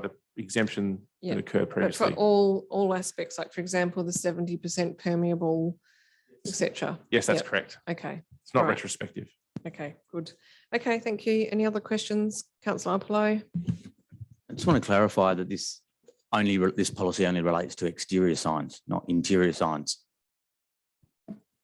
Yes, through you, Mayor Cole, that's correct. Where does that show? Where in that policy does that say that? Because the definition of signs is not. It's not there. Yes, through you, Mayor Cole, it relates to what development is exempt. So, and I'll put this in the briefing notes, but under the regulations again and the deemed provisions, any internal works are exempt from the need for planning approval in certain circumstances. So an internal sign would be exempt from the need for approval at all. So the policy wouldn't apply, but I'll put that in the briefing notes. And the only other question relates to the proposed amendment to 3.2. When I read this, and contrary to what Mayor Cole just said, I thought you were implying in here that if someone had an approval for a billboard post 2024, that they would lose that right. That's when I read this, that's what I thought your intent was for the amendment to clause 3.2. Can you just clarify that, please? Through you, Mayor Cole, the change to clause 3.2 following advertising was following advice that we received from the department that the scheme would not be the best place to ensure that there could not be further extension to the existing approvals and that the local planning policy would be the best place to put this. That's why we have made that change following advertising. So this clause ensures that there will be no further extension beyond each of those specific dates that they currently have. But if I had a billboard in the city that has received approval to 2029, does that still hold with this amendment, or is it limited to 2024? Through you, Mayor Cole, it is the date in which you have the existing approval, so to 2029, if that was your approval. Okay, thank you.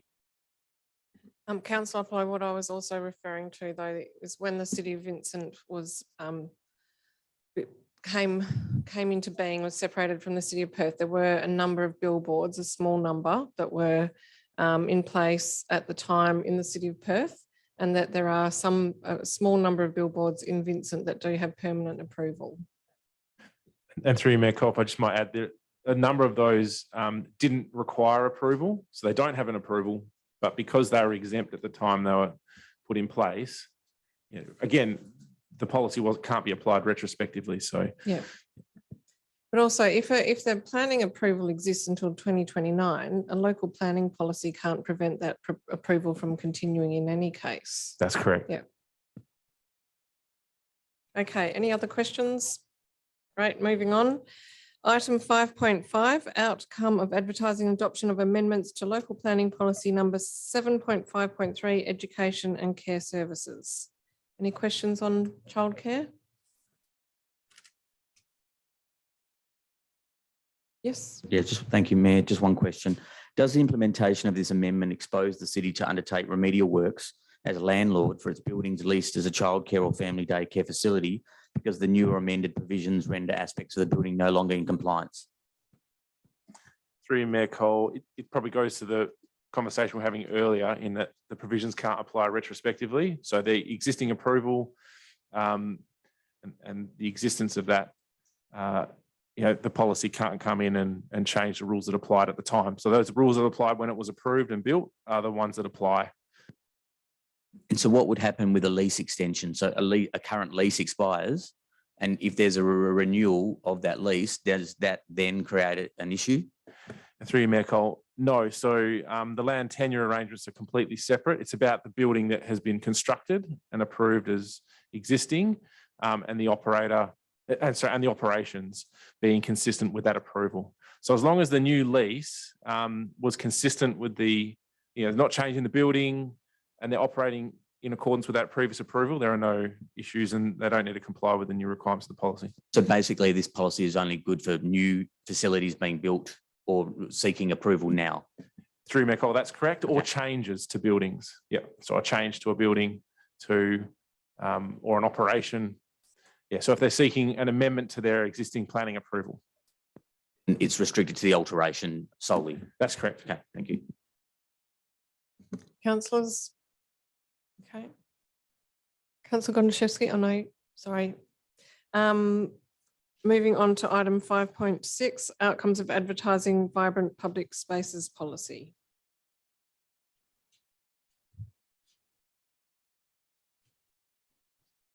I did have, I think I had a question, got notes, but it might just be notes. I'll just check.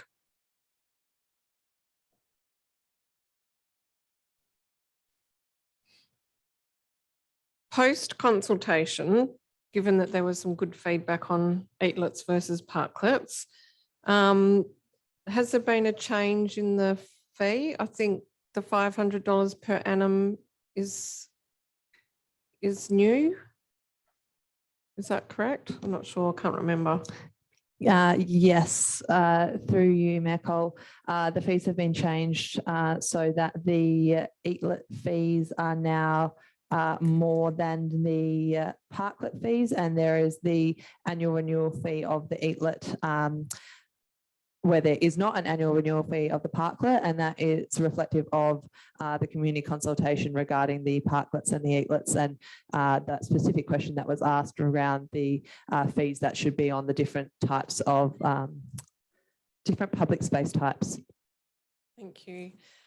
There are some questions from Mr. Meyer on this one, and I think one that is interesting is the issue of dogs in outdoor eating areas. Is this, are we, because I saw that came up in consultation, is the policy saying that dogs must be allowed, or even if it is an eatlet?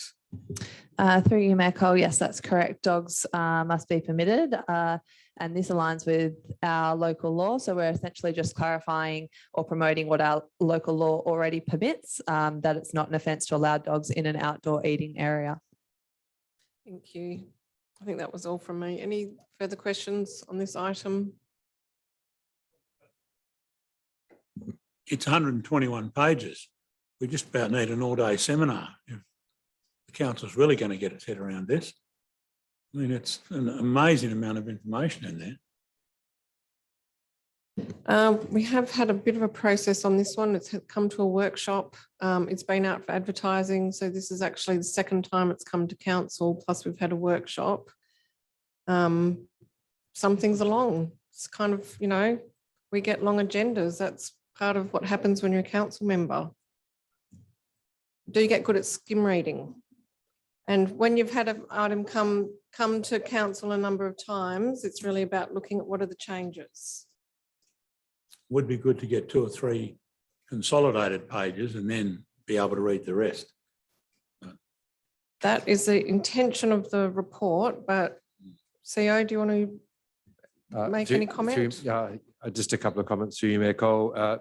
This policy has had a long, difficult gestation period from the combination of the city's existing parklets policy and then trying to accommodate what had previously been essentially a series of ad hoc requests from business owners to undertake works on city-owned land. And then when we're trying to put those two policies together, which did involve a workshop process with council before the last election, we settled on the format that's before council tonight. Very happy to catch up during the week with you, Councillor Alexander, to talk through some of the challenges we had in the absence of this policy with some of the requests that we've been getting from business owners over the last couple of years.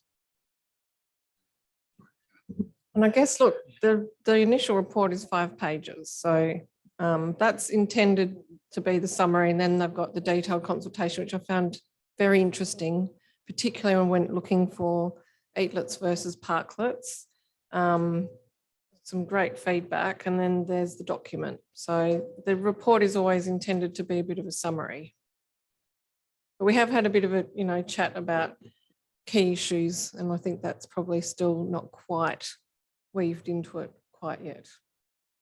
And through you, Mayor Cole, while the parklets have been now quite well established / eatlets now, we didn't have any policy or any mechanism for charging or approving the developments on city-owned land in the road reserve and the verge. So this does address a gap in our policy framework.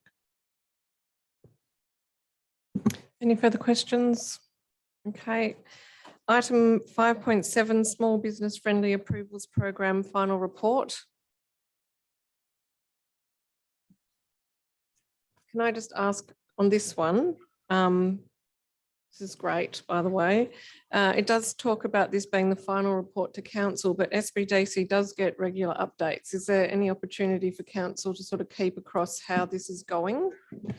Or having... Hello, Manager. Hello. Welcome to the meeting. Thank you. To you, Mayor Cole, I did include as a recommendation that we can enclose the 6 monthly report to SBDC in the info bulletin to council. Well, it might be of interest. I think this is sort of looking around the room. I think, you know, whether it's 6 monthly or 12 monthly, I think there's interest, but perhaps you could just sort of have a think about that and give some advice in the briefing notes. That's in the info bulletin, the CEO is suggesting. Any views on that, Manager? That's actually included in the recommendations, Mayor Cole, that we can enclose that report in the bulletin, recommendation 2. Oh gosh, sorry. I'm still stuck on vibrant places. That's okay. Hang on a minute. Hang on a minute. Let me get there.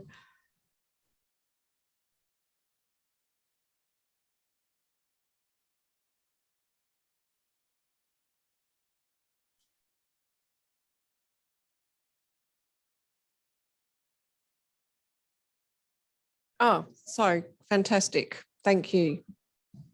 Any questions that are actually valid?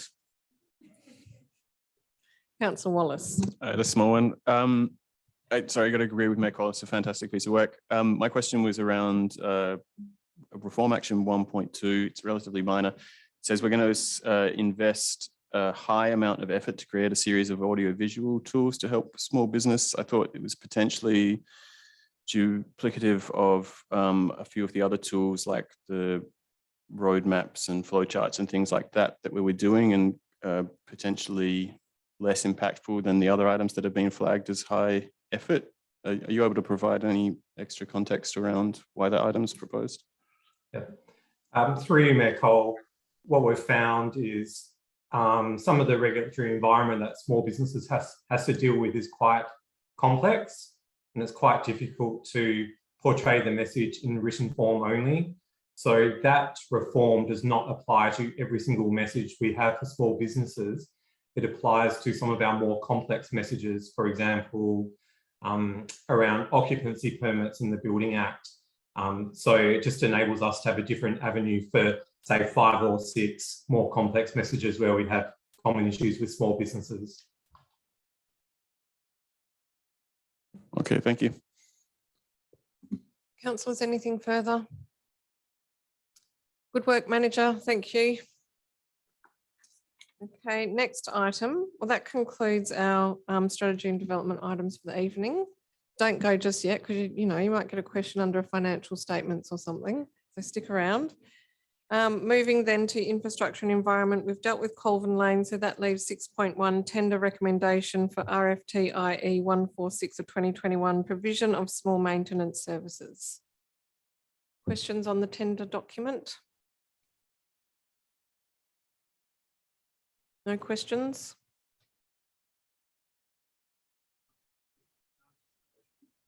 A what question?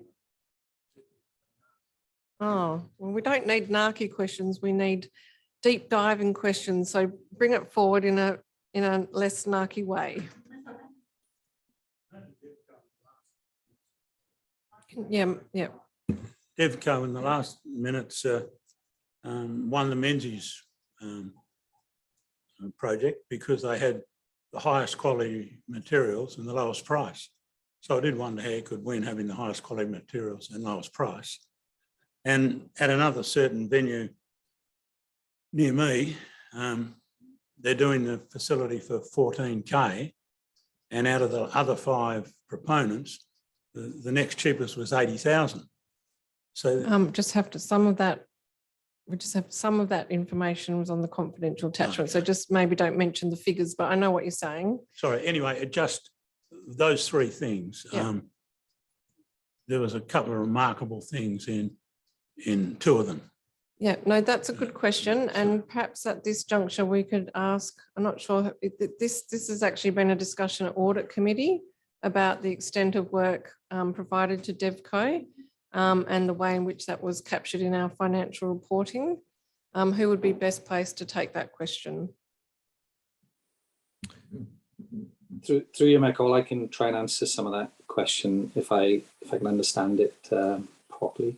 So this tender is about small maintenance. You can see it's described early in the document, the kind of small maintenance. That's lots and lots of small jobs that never exceed $20,000. So that's what this tender is about. The other works that are being described there, Menzies, etc., those were separate projects. I think they were over the tender limit, over 250,000. So they were completely separate procurement exercises carried out by tenders and awarded to DevCo based on the tender they submitted. So I think that we have to separate. There's two types of work that DevCo do for the city, but they're both procured through the correct way. But you can see that there are different types of work that they do for us.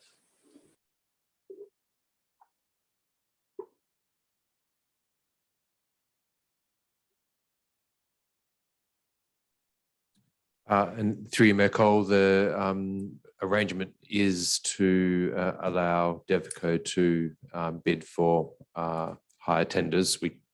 There's no mechanism to exclude them from bidding for those tenders. Sorry, I don't understand what that means. Through you, Michael, so you mentioned two other projects which were tenders awarded by council. This is for ongoing daily small maintenance of all our buildings. Sorry, I understand what the latest one is. But there's just some remarkable things about two of the other projects, which seem extraordinary, which just seem too good to be true or too cheap, and when it happens a couple of times and there becomes a pattern, you run up the flag and go, what's happening?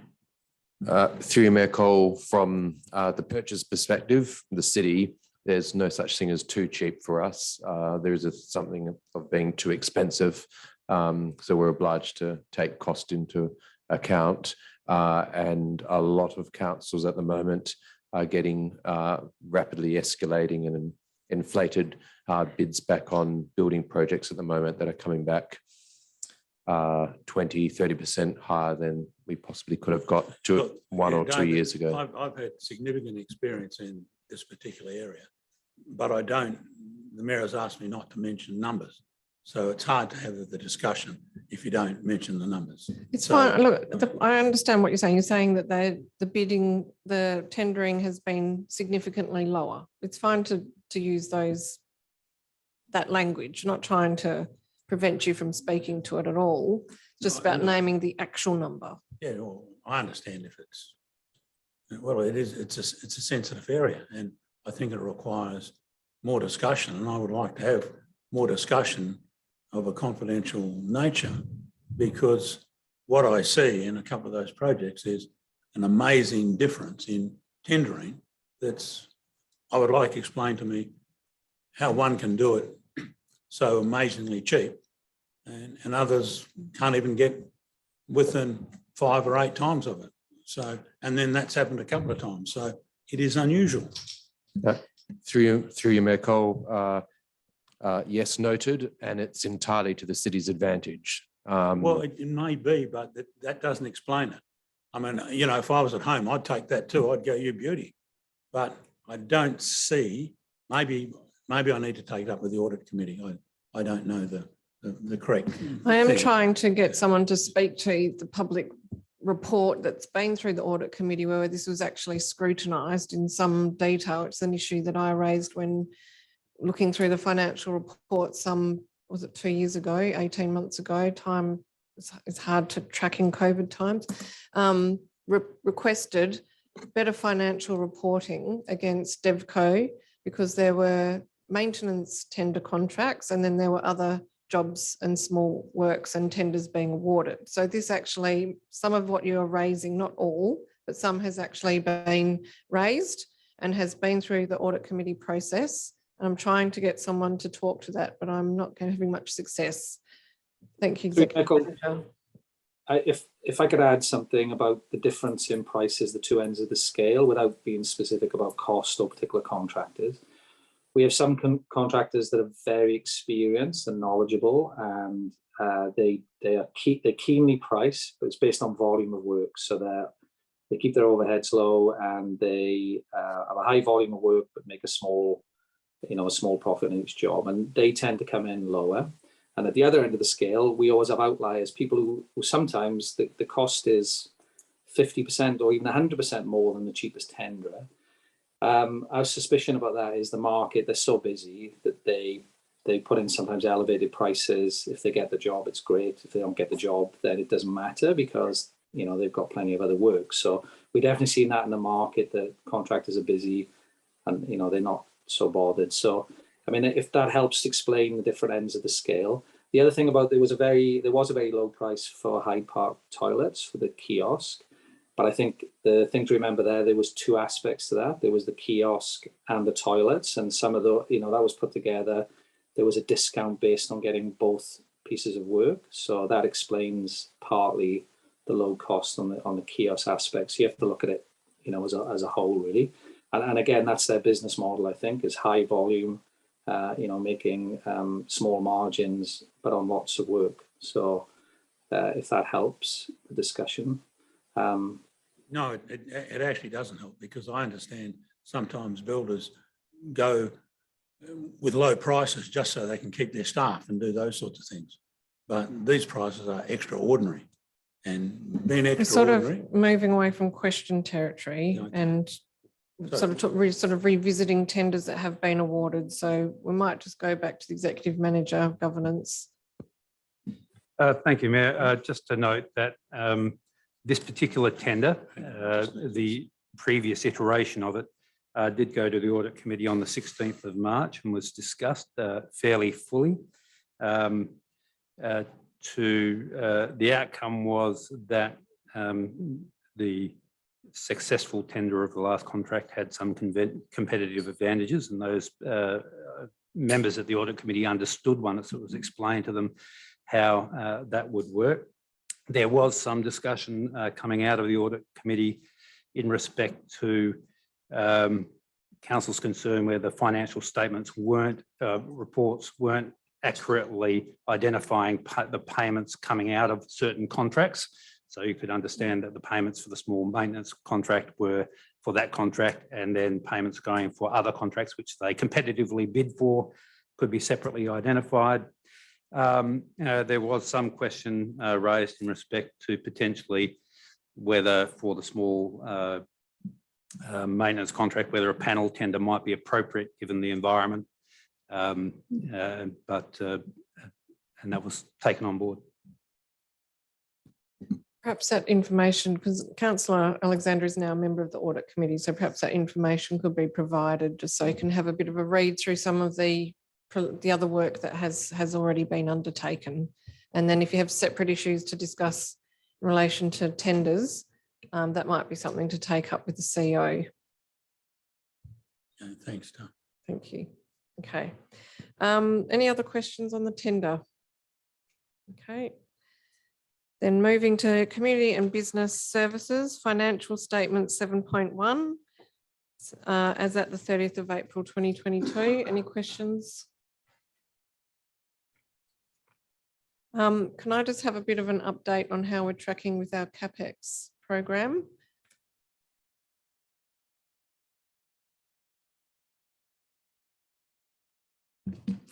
Through you, Mayor Cole, when I was having a look at those figures a moment ago, it shows that we have expended somewhere in the vicinity of $6 million with another $3 million in committed. So we're currently tracking at, I think it was $9 to $9.5 million against a budget of about 16 million from, I'll pick the exact numbers out, but that was roughly what I had in my mind. Thank you. I didn't have time to go through the full detailed attachment, but I will definitely do that during the week and ask you any questions if there are. Any other questions on the financial statements for 30th of April? Okay. 7.2, authorisation of expenditure for the 1st to the 30th of April 22.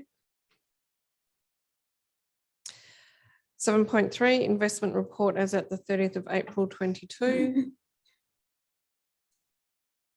7.4 has been dealt with, so we move to 7.5, advertising of amended policy, recovery of debts, rates and service charges policy. Any questions? 7.6, terms of reference, reconciliation action plan working group. Any questions? 7.7, draft innovate reconciliation action plan. And 7.8, advertising of new policy, communications and social media policy.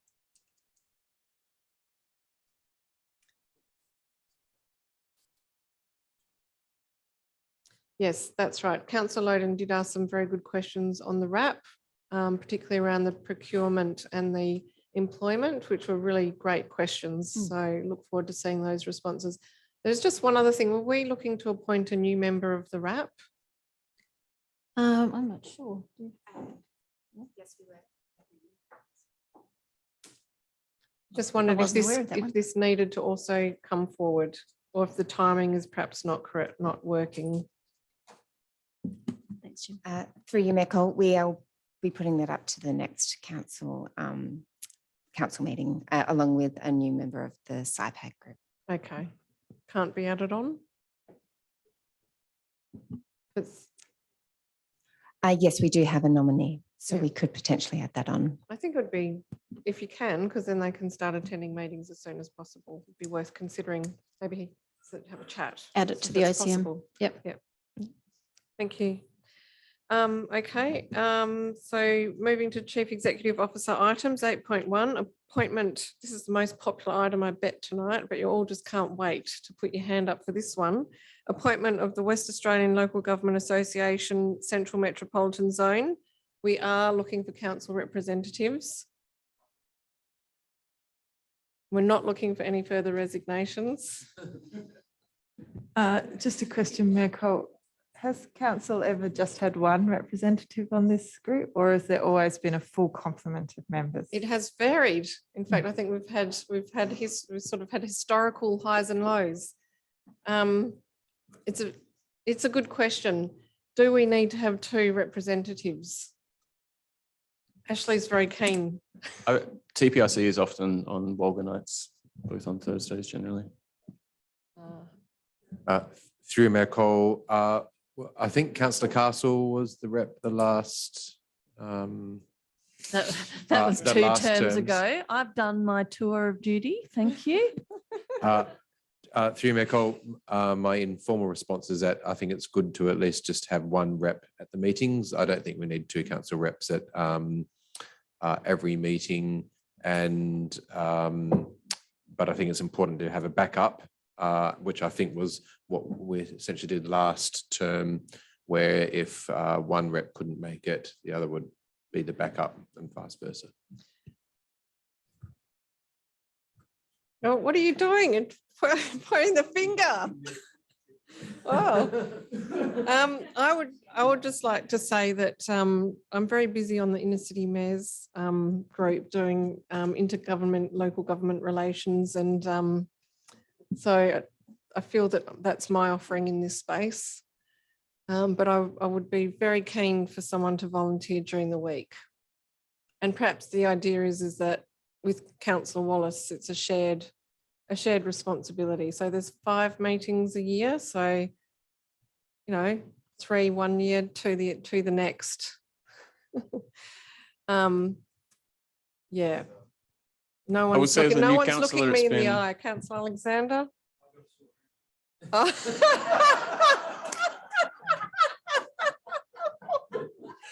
Oh, that's classic.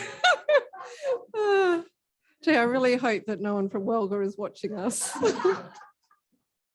Now, I do have to bring this back to a respectful position. So, and it hasn't been helped by me. No, look, it is important, and I do place a strong value on our relationships in local government.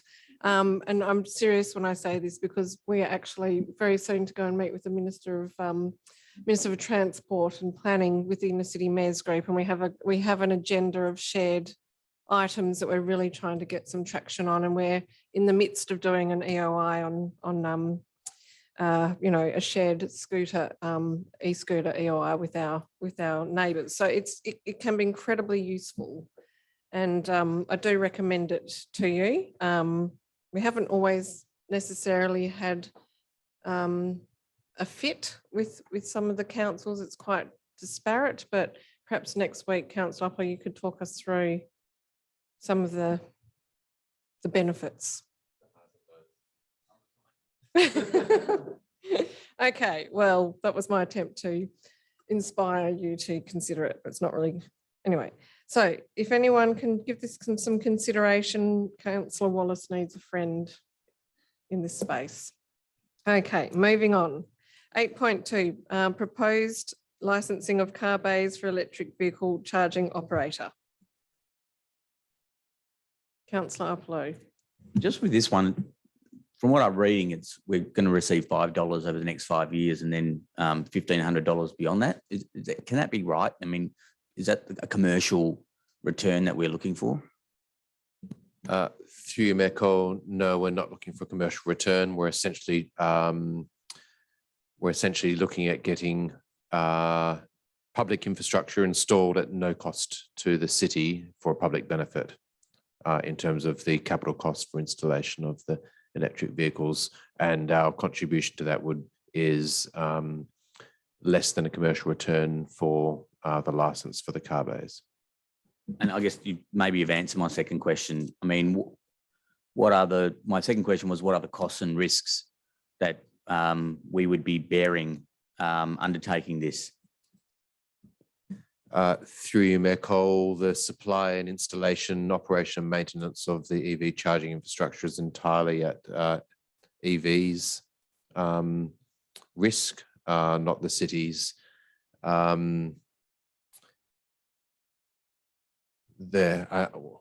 These things are now very well established and they operate well. The EV take up is rapidly increasing in Perth, and haven't heard of any issues about people accessing fast chargers in car parks like this to charge up while they go to lunch or the like. So I would say the risks to the city are very low from this. Councillors, Councillor Wallace. Thank you, Meko. Is the option, is it the tenant's discretion? Is that right? Not at our discretion at all? Okay.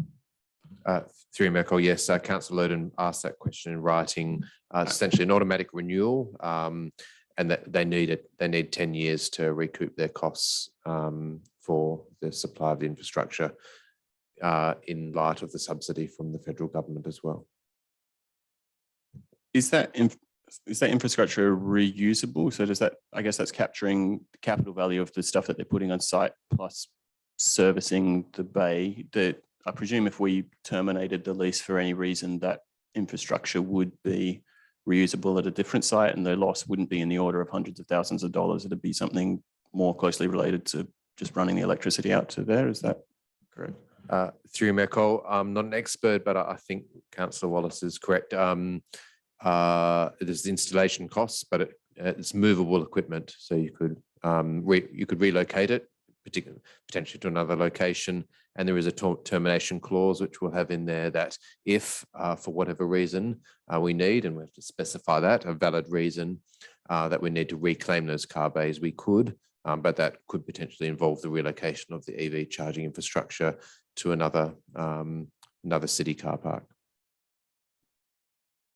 Do we have a feel for how much they're going to be charging for the use of these stations, or what? I haven't seen Councillor Loden's comments, so forgive me if I'm going over his ground again. How much they're going to be charging for this? What amount of profit they expect to be generating over this period? I guess like it broadly aligns with a lot of our strategic objectives, but you know, like Councillor Alpillo pointed out, this is kind of below market rates for this space, and whether it's necessary for us to provide below market rates or not, I'm not entirely convinced on.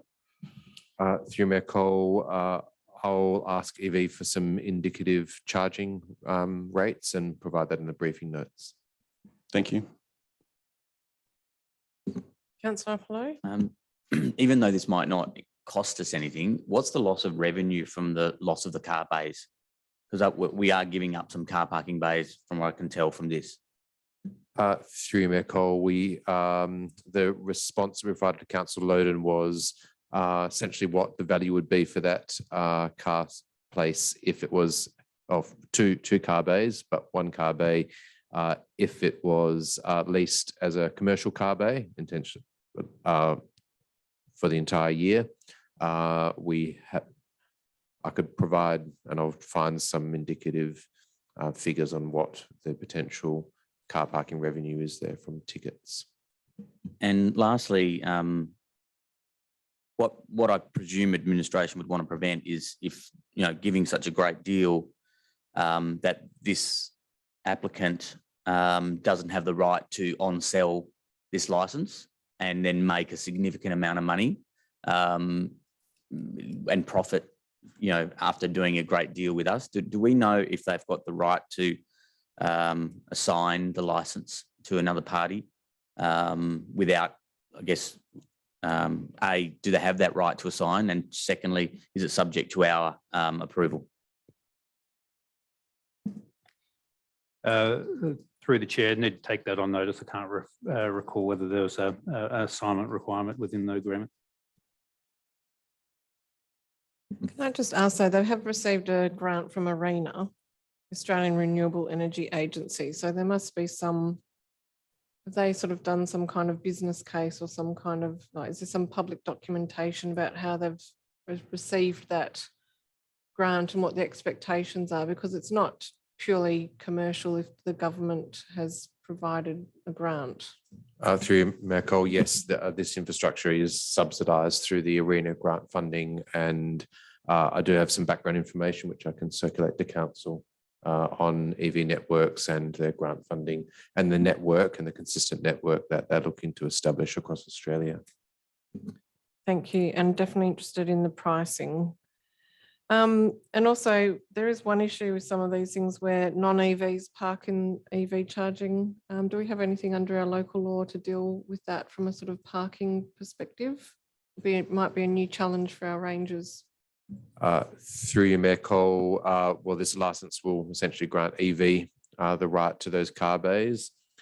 I'm just assuming they could probably tow the cars away, but that'd be costly. Well, see, that we need to really understand that, because Yeah. we don't want wheel clamping or towing. Yeah. So we need to understand what those what the parking management agreement is, because that's something the city's always been interested in. Is it going to be our rangers that would enforce parking, and under what provision of our local law could they enforce that? Through Mayor Cole, just to clarify, is the question whether or not the City of Vincent could infringe a non-EV from using those bays if they weren't connected to the It's charger? a thing, yes. We'll check that and provide it in the briefing notes. Thank you. Yeah, well, I mean, if the City of Vincent's infringing, then we should be getting the infringement value, so we could recoup. Councillor Castle.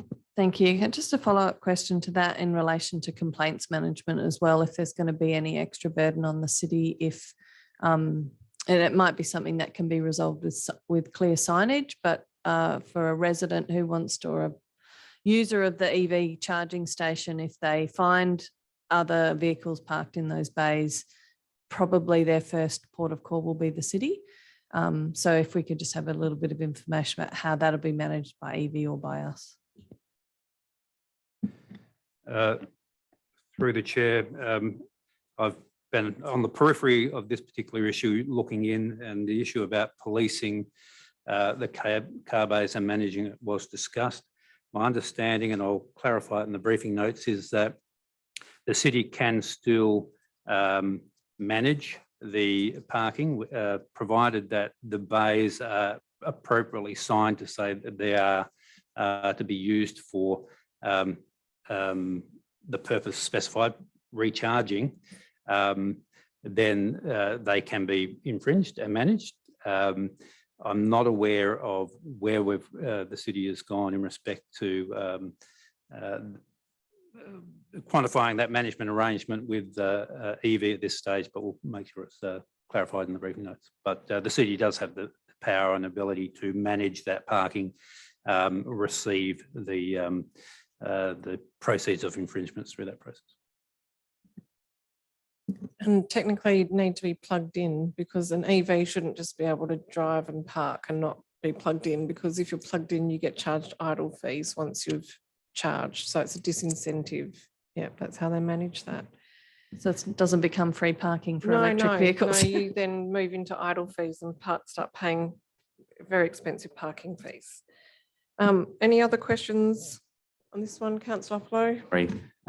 Just because this is all new and we'd be the first local government to do this, have we, as administration, given any consideration to like asking for some type of indemnification for legal costs, or if we get dragged into something as because we've got some involvement under this as landlord effectively, or grantor of the license? Because even though this has got community service and, you know, some clear benefits to the community, we're not profiting from this, and I'm just trying to ensure that administration has protected us from any, you know, downside risk. Through Mayor Cole, we are having external legal review the license agreement because it is new and unique, and that advice is nearly entirely premised on making sure cities' rights, responsibilities and obligations or potential liabilities are protected. Everyone happy to move on? Okay, information. Sorry, Mayor. Oh, you do? Sorry. I thought- Sorry, one more yeah. question. Do we normally get the full copy of the license agreement, or do we normally just have to refer to the key terms in the item? I can't recall. Through Mayor Cole, we are seeking council approval for the key terms and conditions, and then there'll be a longer document with what would be standard terms and conditions. So the answer is no. All right, thank you. No further questions. 8.3 information bulletin. Okay, I'll take that as a no. All right, that then concludes the council briefing for this evening. Thank you very much to everyone for participating this evening, and to anyone who has been tuning in online. And I declare the meeting closed at 10:28 p.m. Flashbacks. 8:28 p.m. Thank you. Apologies.